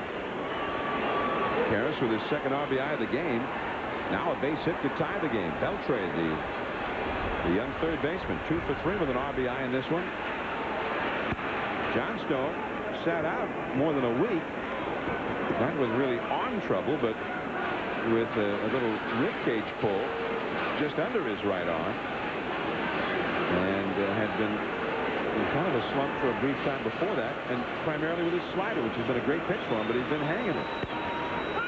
And just striking the outside. And John, I was glad you explained that, because I was wondering why Dusty brought Stradlin in to pitch to Sheffield, because he knows that the Sheffields can handle anybody's fastball. But that explains it right there, that he didn't bring Johnson in. He's trying to buy an out with Stradlin. And the slider misses badly. 2-1. So he came in. His first game in more than a week was on Friday, and he hung one of those sliders to Todd Hundley, who hit it out of the ballpark. And now his first pitch today, same pitch, and Karras ripped it for a double. Johnstone has been a a great pitcher out of Dusty Baker's bullpen as a setup man in front of Rob Nen. And it's down and away, 3-1. Many different things as a 5-game losing streak built. And for the Giants, there's been a lack of offense, but also missing Johnstone for a while. And then yesterday they scored the runs, but Rob Nen gave it up in the 9th inning. Now Johnstone struggling here. 3-1 to Beltre. And it's a walk, a little bit low. Also, when Johnstone is right, his fastball is clocked 91, 92 miles an hour. And we haven't seen one pitch like that from him yet. Jose Vizcaino. So 4 runs have scored for the Dodgers in this inning.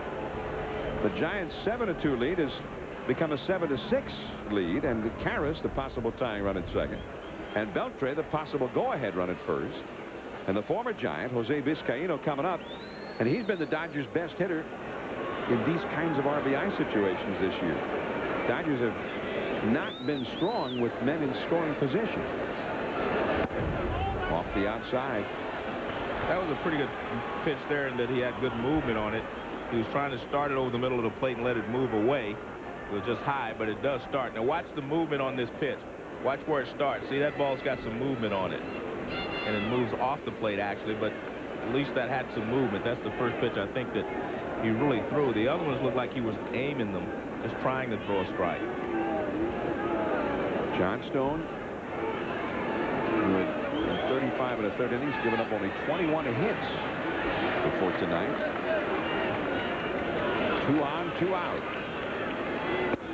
That one caught the outside corner. Giants, I said before, with Todd Hundley and Barry Bonds, it is very difficult to play this game when you're less than 100%. I don't care how good a player you are, it is difficult. The bullpen now thrown 15 pitches. 3 runs, 4 hits, plus a run charged to Gardner's record has been allowed to score since the bullpen entered. Snow, Johnstone in time. But the Dodgers are right back in it. The Giants and Dodgers heading down to the wire, apparently. 7-6 Giants. We'll be back. Tonight baseball, it's the Giants 7 and the Dodgers 6 as the Dodgers trying to make another comeback here. Stay tuned now after the ball game. Sports Center with Kenny Mayne and Steve Levy.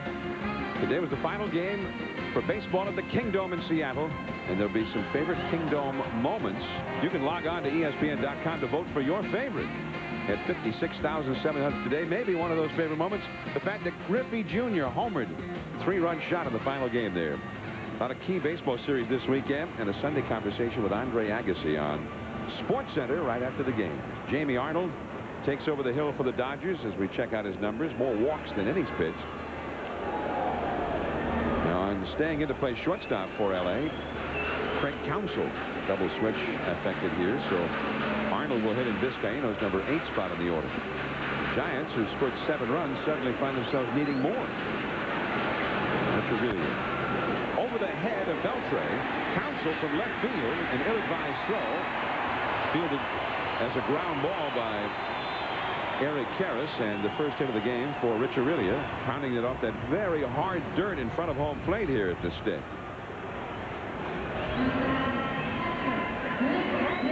There's Vizcaino. He was replaced by Counsell. Vizcaino retires. Counsell into the game now. We remember him as a second baseman with the Florida Marlins. And at shortstop now, he's a utility role player here with L.A. Brent Mayne, the hitter, 0 for 2, and has been hit by a pitch. Jamie Arnold is 25 years of age, from Dearborn, Michigan. Was a former first-round draft choice of the Atlanta Braves, 1992. Signed as a free agent this past January by the Dodgers. He's been in the Braves farm system for 7 years and never made it to the big leagues.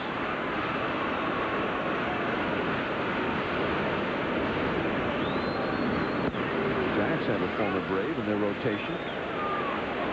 He's done fairly well this year. And in San Francisco, The Golden State and the sunset providing a golden hue, setting out beyond the Pacific. John, this is a situation where if you're Dusty, you can put the runner in motion, you can hit and run. There are a lot of things you can do, and this is where you try to take advantage of the fact that Huntley's not throwing that well. You can go ahead and send the runner, and even if the hitter doesn't put the ball in play, you know, you've got a chance of stealing the base. That's a good point.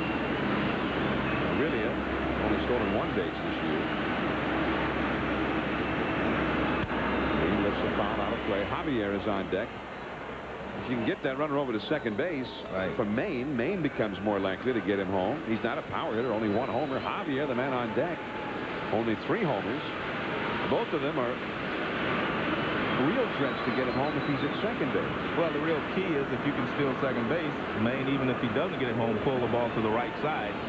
Now you have a chance for Javier to drive him in with a fly ball. I think those are the things you have to do. Good save there by Huntley. 2-1. You have to do when you're struggling. You're in a 5-game losing streak. You're exactly. And that's the whole point. I mean, and normally Dusty very aggressive in his managing style. It's a curveball and a good job. We've seen Huntley make great stops behind the plate. I mean, he's a fine catcher and everything. He's just having problems with throwing because of the injury.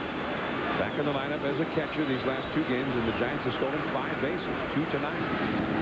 Aurelio back to the bag.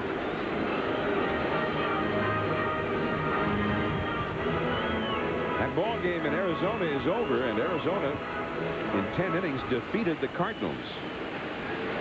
So the Giants will need a win to keep pace. One of these ball clubs will lose ground to first base Arizona. 2-1 the count. Aurelia is running. And their shortstop Counsell had started over towards second, but he was able to recover it and make the play. But the runner has been moved over. Let's get an update now from Bill Pito. All right, John, you mentioned the D-backs win. Travis Lee led off the 10th with a triple. 2 batters later, it's Andy Fox. The outfield drawn in with no out. Vitalico on the hill for the Cards, and Fox over the drawn-in outfield. No one's going to come close to making a play on that one. Lee comes in with a winning run. D-backs win at 3-2, and now lead the Giants by 2.5 games. And there's the look right at the moment. The Giants have lost 5 in a row, 2.5 back. The Rockies are lost at San Diego, 6.5 out. The Dodgers and Padres both 7 behind. The Padres have won 9 in a row. Javier. And it is 0-1. I think I like what Dusty did there. He put the hit and run on. Maine, if he hits the ball, 10 more feet to the left of him, you might have runners at first and third now with no one out. But a good job by Counsell not giving up his position too quickly, and he was able to make the play. But you still have moved an insurance run into scoring position. Stan Javier. That's low for a ball. Javier hitting .291, 3 homers, 22 batted in. Arizona, which had the best home record in the National League all year long, and in the last week they were struggling at home. They'd lost 6 of their last 7 home games. But they won tonight in the last game of a 13-game homestand. It's a foul.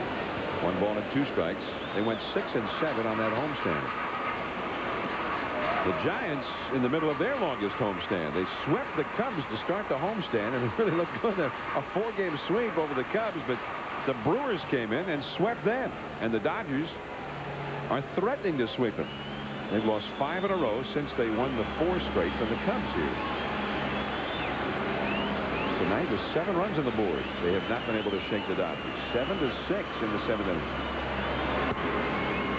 And that slider low and in for a ball. 2-2 from Jamie Arnold.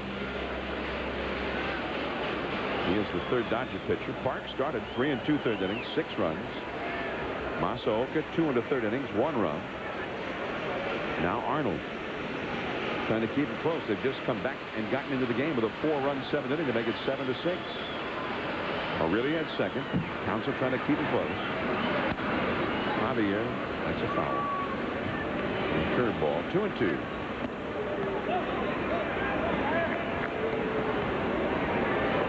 Well, they're in one of the most beautiful cities in the world. There's that fog you were talking about. Fog. laying gently a thin veneer with a golden hue over San Francisco as we look at the Golden Gate and the Marin Headlands. And that's the look from the Gum Out aerial cam. Meanwhile, we're playing a hardball here at the stick. Runner at second. And Javier takes up and away. 3-2.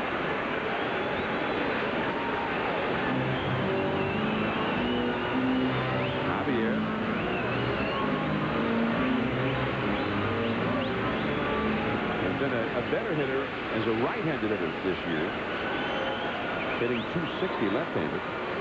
There's Aurelia at second. Giants by 1. And a changeup too low. So Javier, that was quite an at-bat. He really duked it out with Arnold and got himself aboard. And now the top of the order will come up. Carlos Alfonso, who was a Cuban emigre back in the early 60s. Here's Marvin Bernard, who's from Nicaragua, one of only 2 Nicaraguans in the majors. 2 on, 1 out. Marvin Bernard, 2 for 4 in this game. Into the hole and into left field, a base hit. Sheffield's got a great arm, and Aurelia is held up. Bernard's 3rd hit of this one. The bases are loaded for Bill Miller. Well, good job by Bernard to get the base hit. But Aurelia was not able to score. I still think he should have been able to score. You can see he's rounded third before. He could have rounded third long before Sheffield gets the ball. Not a great throw by Sheffield, but I can understand why they stopped him. Bill Miller usually puts the ball in play. Miller 1 for 3 with a walk, 2 runs scored. And that's a foul back out of play. Miller has hit 1 grand slam this year. By the way, Marvin Bernard, now that Dennis Martinez retired after last year, is the only native of Nicaragua still in the big leagues. Only the 6th Nicaraguan native ever to make it in the big leagues. Miller, he got a hanging curveball there and fouled it back. 0-2 the count. John, I've always wondered, I don't understand sometimes when you're in a situation, you're at second base and you're the runner and there's a ground ball. You're going automatically. I still have problems when guys can't score from second base on a ground ball single because it takes a long time for a ground ball to get to the outfielder. Should have a huge jump, and you should be able to score easily. Miller pops it off the fists. Shallow right. And the infield fly rule is called. That's why right there, I mean, you put it up to the next guy, and Miller normally puts the ball in play. But not only that, if Miller hits a ground ball, he doesn't run that well. It's an automatic double play almost. Now Barry Bonds. His son Nikolai is the bat boy tonight. So the bases are loaded, and Barry Bonds at the plate to try and get the Giants moved away from the Dodgers again.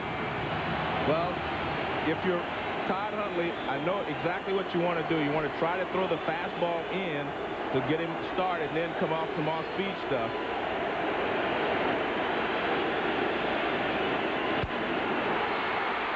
And that's playable for Sheffield. Fastball in, and he hits him on the fist. That's not the Barry Bonds that we're used to seeing. A guy that you can throw a fastball in that situation. So the Giants have seen the Dodgers get right back into it, but they themselves leave the bases loaded and do not score.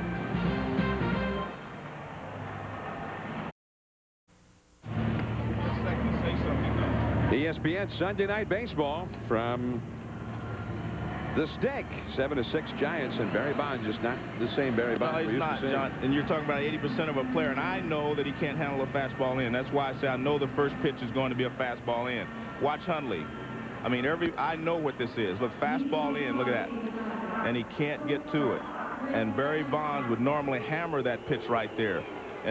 But everybody knows it, and that's what he's going to see a lot of in the next week or two, because players, I mean, they know that he's not handling that pitch. And it's easier to throw a fastball there than it is to try to throw breaking balls and get him out with other pitches. That fastball right in under the hands takes quickness, and right now he just doesn't have it. I mean, his timing is off. And it's unfortunate because, you know, again, he's one of the greatest players in the game. Well, we saw that when Griffey came back from a serious injury about 3 years ago. And he was very susceptible to that fastball in and that high fastball. Here's Craig Counsell, who led off the 7th inning as a pinch hitter. It's turned into a 4-run Dodger inning to get them back in the game. John Johnstone throws him a strike. Eric Young, the leadoff man, and then Todd Hundley, the next 2 hitters due. Popped up. Bill Miller.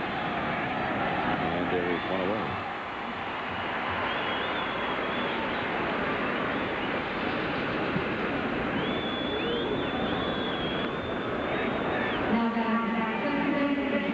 One gone. Eric Young will come up now.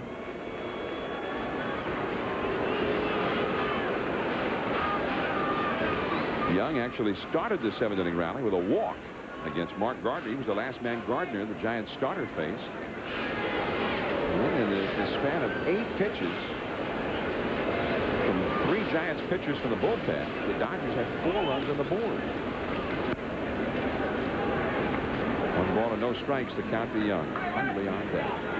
Young is a very important man to try and keep off the base paths here with a 1-run game. At least important for the Giants. Dodgers looks to get aboard. Bluffs the bunt, takes the strike. It's 1-1. Young stole a base in the 1st inning, although then he made an ill-advised effort to steal 3rd base in the same inning. But Gary Sheffield at the plate was thrown out. Slider low and outside. 2 balls and a strike to Eric Young. 42,530 is the paid attendance here at Candlestick. This 3-game series played before more than 124,000 fans during the 3 days. Dodger fans and Giants fans alike here. Foul out of play. This is the first time these 2 old rivals have faced each other this year. They played almost half their schedule before they met each other so much as 1 time. Exactly. You know, John, and these 2 teams need each other. And by that, I mean, over the years, when one has been down a little bit, when they go play the other one, they seem to get up, and it helps boost their season. The Dodgers were down, playing poorly. They've come here, they've won the first 2 ball games in this series. And on numerous occasions, the Giants would be down, they'd play the Dodgers, and all of a sudden, they'd look like a different ball club. 3-2 to Young. And that's what a rivalry really is all about. You know, you bring out the best in the other team, and they get up for each other. And it is unfortunate that this is the first time they played each other, you know, during the season. Here we are in July, I think. And the foul tip is held. Young swung at ball 4 there. We're close to July. Almost. Close enough. All right. The X Games are going on here in San Francisco as well. Tomorrow, 9:30 Eastern, 6:30 Pacific. Day 2. Over 400 of the world's best athletes have traveled here to San Francisco for the 5th annual Summer X Games. Tomorrow night, gold medalist Andy McDonald and the legend Tony Hawk, who owns 4 X Games gold medals, square off in the skateboarding vert competition. Plus sky surfing. That's my favorite, Joe. Down at Piers 30 and 32 in San Francisco on the Embarcadero. Here's Todd Hundley, who's had the big fly bat speaking loudly, particularly late in games this weekend. A Friday night home run against John Johnstone padded the Dodgers lead. They were leading by only 1 run when Hundley went deep in the 9th inning Friday, and they won the game 4-2. But yesterday they were trailing 6-4 in the 9th inning, and he hit a 3-run shot against Rob Nen, his 2nd homer of the game and 3rd of the series. He is 1 for 4 in this one. He singled in the 7th inning against Embry. Late break by Bernard. Aurelia going out, and nobody catches it. Marvin Bernard actually started back in that ball in center field and was not even a factor. So Hundley gets his 2nd hit, a single. And the worst thing about it is you bring up Gary Sheffield. Well, you can see Bernard is coming quickly now, but like you said, he got a late break on it. And Aurelia didn't know exactly where the ball was, so Barry comes in and picks it up. Now Gary Sheffield. Bernard, who plays a very deep center field anyway, but this time of the game, with these kinds of hitters, certainly you would expect a deep outfield. Right. Gary Sheffield, he just launched one. The first pitch thrown to him by Jerry Spradlin. 3-run homer that put the Dodgers right back in it. The slider misses for ball 1. And the one thing you can't do, you can't throw him fastballs past him, and you can't hang sliders. I mean, that's why he's one of the best hitters in the game. I mean, he hits 300, he drives in runs, he hits home runs. You have to make pitches on Gary Sheffield to get him out. Sheffield has walked twice, flied out, and he slammed a 3-run homer. But he was living dangerously on that one. Well, I think the reason that he got away with that was because the first pitch was away. And I think Gary was really looking for another slider away, and that one broke on the inside part of the plate. But you're right. Don't try it again. Giants bullpen gets busy again. 2 down. Hundley at first with a short lead. Hundley being held in the bag by Snow. Way outside. 2 balls and a strike. Well, it looked like Maine was looking for another type of pitch right there. He just stabbed at that ball at the last minute, which was a fastball. It looked like he may have been thinking slider, and the ball got there very quickly. Rich Rodriguez, the left-hander. And Rob Nen, the right-hander, the Giants closer, has now joined it. A strike, and it's 2-2. A slider in there. Well, Gary thought that pitch was high as well. I mean, but he's going in and out.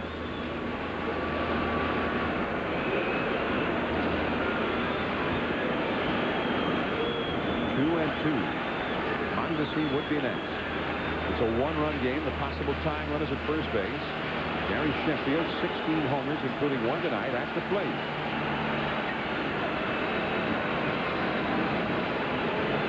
And he struck him out with a good one. Great job of pitching there. He threw him sliders that Gary took, and then he throws a fastball by him down and away. So Johnstone gets through the inning. Gary Sheffield down. Now Jeff Kent, JT Snow coming up. 7-6 Giants. Our Propecia rising star, the St. Louis Cardinals, Jose Jimenez. Friday night. Bottom 9, no-hitter intact. Eric Davis makes the catch. So Jimenez got 2 outs. And then the next man up, Tony Womack, rounds out. The no-no is his. The first no-hitter by a rookie since Wilson Alvarez in 1991. Jose Jimenez with the St. Louis Cardinals.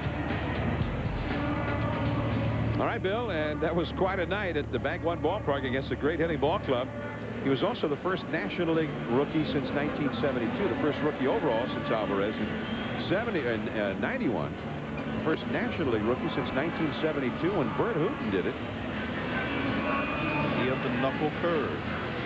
And he was the first Cardinal rookie to do it since Dizzy Dean's kid brother pitched one in 1934 with the Gas House Gang.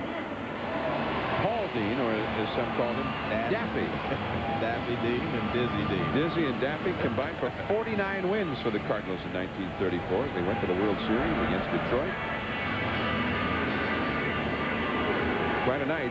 And I tell you what, I think they would have called it an error, but that catch by Davis was a great catch, but he was not making the exchange. Oh. And I think under the rule book, that should not have been ruled a catch. But I don't think, I think that was a good call by the official. With a no-hitter going. Right. Jeff Kent grounds one into right field against Jamie Arnold, and that is Kent's 3rd hit of the game. The first one that doesn't drive in a run. The Giants have had 3 different hits with 2 down in innings to drive in single runs. Kent twice has done it, and Snow did it once. It didn't look so big when Snow did it the last time because that made it 7-2, but they all look real big now in a 7-6 game. Dusty Baker, and for any manager, I mean a 5-game losing streak, that is the worst of times. That's when it's tough to sleep. It's tough to eat. And it's tough to make the right decisions. Like you had a 7-2 lead. You won a coast. Now all of a sudden it's a ball game, and you've got to get back to thinking about manufacturing runs. When you're ahead 7-2, you're thinking about defense and just trying to get the out. Now all of a sudden it's 7-5. 7-6. You have to go back and start thinking about offense and trying to get some runs. J.T. Snow has provided offense tonight. 2 for 3, a homer, and 4 runs batted in. And again, the stolen base, something the Dodgers have to always be mindful of. And John, it creates a lot of problems for 2 reasons. One, if you're on first base and you're the hitter, you know that they can't throw a lot of soft stuff. They got to throw hard pitches. They have to throw a fastball or a slider. So that's what you sit on if you're the hitter. You do not look for anything off speed because you know they're not going to throw a lot of that and risk the runner stealing second base. And that's one of the problems that the Dodgers have had also. People knowing that they have to come hard at the hitter rather than mixing in soft stuff. Sports Center follows the game. Stay tuned for that. We had a final game today. Last game in baseball at the Kindle. And it looked like they went out with a good one. The Mariners, before more than 56,000 fans, won the game against a team they needed to beat, the first-place team in their division, Texas. And Ken Griffey Jr. gave them what they really came to see. Yeah. Yeah, baby. I can't help you critique that one. Oh, no, I haven't seen that one. I got the Austin Powers in my brain, just like everybody else. But I helped you, critique the other moves. I can't help you with this one. Groovy, baby.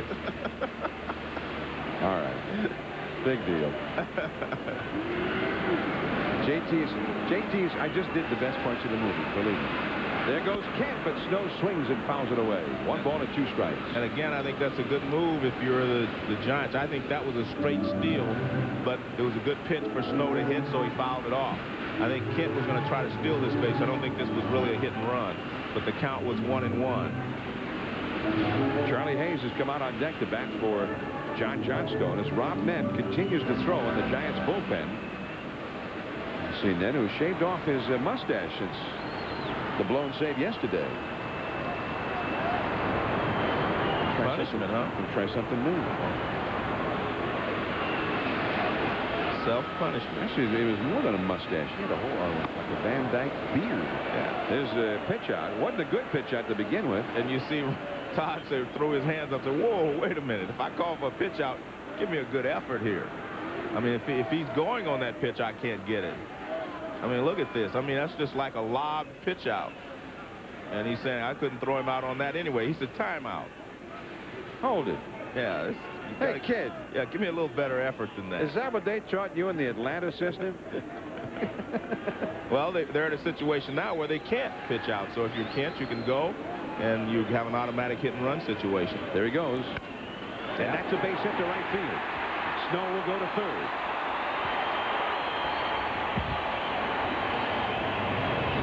Works perfectly for the Giants. So being honest with you, that's one of the reasons I have never really liked pitching out a lot. If you're going to pitch out no balls and 2 strikes, okay, but if you're pitching out 1 and 2, that puts you in a situation where you can't pitch out again, and Kent knows it, the Giants know it, and the hole is open on the right side, and Kent comes around the third. You take away the threat of the pitch out when you go ahead and pitch out 1 and 2. If you do not pitch out, you always have that threat in the back of the other team's mind. But once you do it and it doesn't work, it puts a lot of pressure on your ball club. So now the Dodgers, who came storming back in the 7th inning to make it a 1-run game, will bring the infield in as Charlie Hayes, the veteran right-handed hitter, who's been having the worst year of his career so far this year, but he's been very reliable in RBI spots. Pops this one up. Remember, the shortstop was in. This could be a tough play. Sheffield comes all the way in from left field to help out and makes the catch. Very fine play there by Sheffield. He saw right away that Counsell wasn't in position to make that play, So what does he do? He took off right away, ran hard, and got into position to make the play himself. You see how far he has to come to make up that ground and the distance between the two, but he was coming all the way, and look how difficult a play it would have been if Counsell would have had to make the play himself. Good hustle there by Sheffield. And suddenly the Giants, once the Dodgers got back into this game, cannot seem to get that runner home from third with less than 2 down. They had the bases loaded and 1 out in the 7th and could not score. First and third here with nobody out, now with 1 out, and the infield is able to drop back up the middle for the double play. And there's a strike to Rich Aurelian. He's 1 for 4 in the game. Aurelian has been a very fine RBI man for the Giants, with 41 runs batted in, even though he's been hitting 7 or 8 most of the year.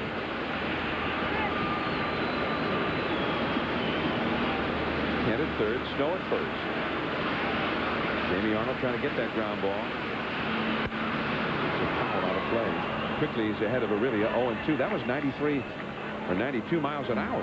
Well, he's got a good fastball, and he looks like he has pretty good movement on it. In fact, the first pitch of the inning, he ran a fastball in on Kent. Kent wasn't trying to go to right field. He was just late on it, and he found the hole on the right side. And he threw a good sinker to J.T. Snow, and Snow just found the hole on the right side. Raul Mondesi will be leading it off for the Dodgers in the 9th inning. Their home run leader. Hollingsworth and Karras also due up in the 9th. Curveball. Back out of play. And you see Huntley motioning, get the ball down. That was a hanging breaking ball. And what happens on a hanging breaking ball is you hit fly balls. And that's what they do not want here. You want to get the ball down so you get a ground ball and try to turn a double play. 2 strikes, like you even see him bounce that curveball. Right. You definitely do not want to give him something that he can hit a fly ball on. He's got a good enough sinker, I think. You know, he can throw a sinker. He's got a couple of choices here. That's 1 hop to Beltre. He's going to go home with it to Kent. And Kent is out. Well, Huntley didn't give it a great tag, but he did get him going by. Kent was diving in, and it seemed like he tagged him, but it's a very dangerous play if you're Huntley because the ball could have been knocked out of your glove. The Snow over to second, and Aurelia aboard.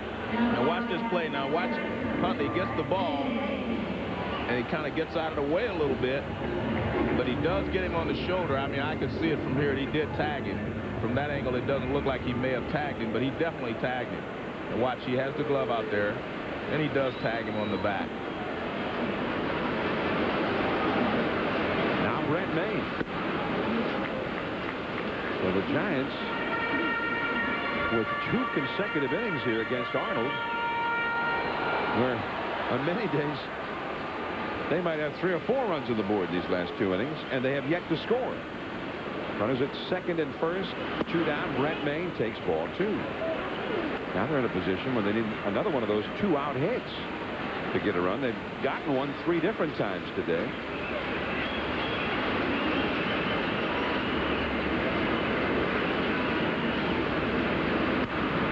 Screen, 2-1. In the 9th inning, Rob Nen will be coming on with a chance to redeem himself after giving it up here yesterday to the Dodgers, but the Dodgers will send some top hitters up there. Mondesi, then the left-handed batting Hollingsworth, and then Eric Karras. The 2 of their right-handed batting sluggers will be due up. Maine, blue swung along the left field line. If it's fair, it's trouble. It is a fair ball and not caught. Snow scores, Aurelian to third, and Maine ends up at second, and the Giants get a run home, and just barely, almost a spectacular X Games kind of a catch by Sheffield. And another good effort by Sheffield. Because that ball was just blooped down, right down the line, and you see him all out dive trying to get there, and he could not make the catch. And J.T. Snow comes in to score. You see the effort there by Sheffield. That was just one of those little bloopers down the line, and nothing you could do about it. And Johnny B. Dusty Baker very happy now that he has an insurance run here to at least 1 to take to the 9th. 2-run lead to take the ninth yesterday, and it wasn't enough against Davy Johnson's ball club. Stan Javier had the chance to pad that lead still further. Ball 1.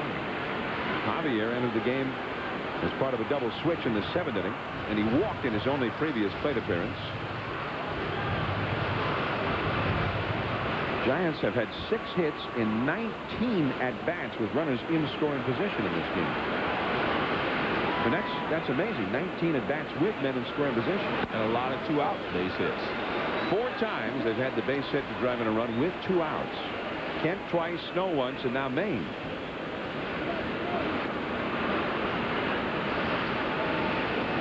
Marvin Bernard on deck. He saw Bill Miller, who's in the hole.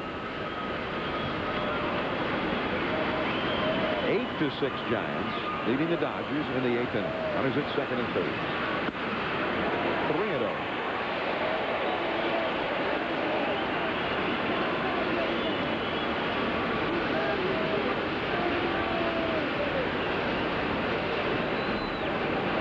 Aurelia, the runner at 3rd base.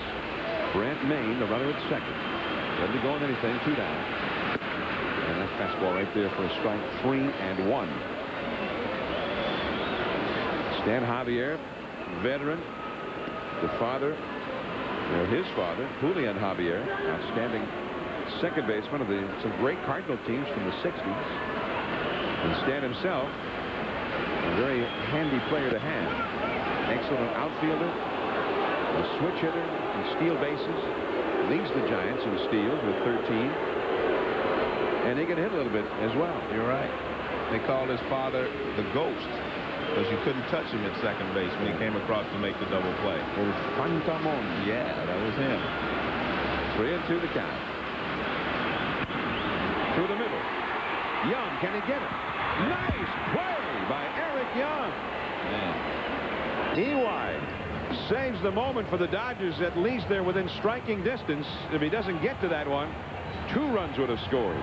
Mondesi coming up, then Hollingsworth and Karras against the closer, Rob Nett. We'll be back.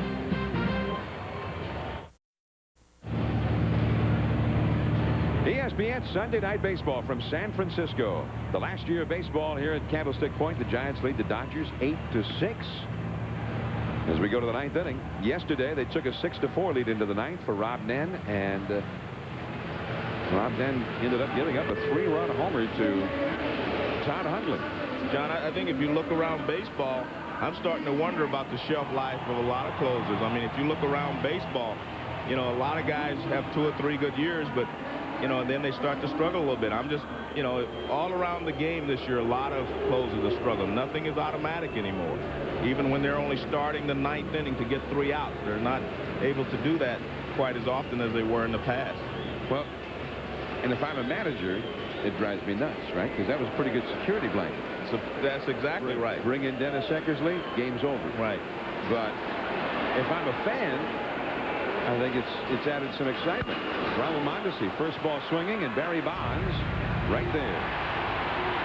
And nonetheless, that was not the pitch that Rob Nett wanted to make to Raul Mondesi. 1 gone in the 9th inning. This copyrighted telecast is presented by authority of the Commissioner of Baseball and may not be reproduced or retransmitted in any form, and the accounts and descriptions of this game may not be disseminated without express written consent. Now Todd Hollingsworth. Well, when the Giants gotten in from Florida, I mean, he had really struggled the last couple of months with the Marlins in 1997, and it was a problem with his mechanics. I mean, he's got a very sort of complex delivery. Yeah.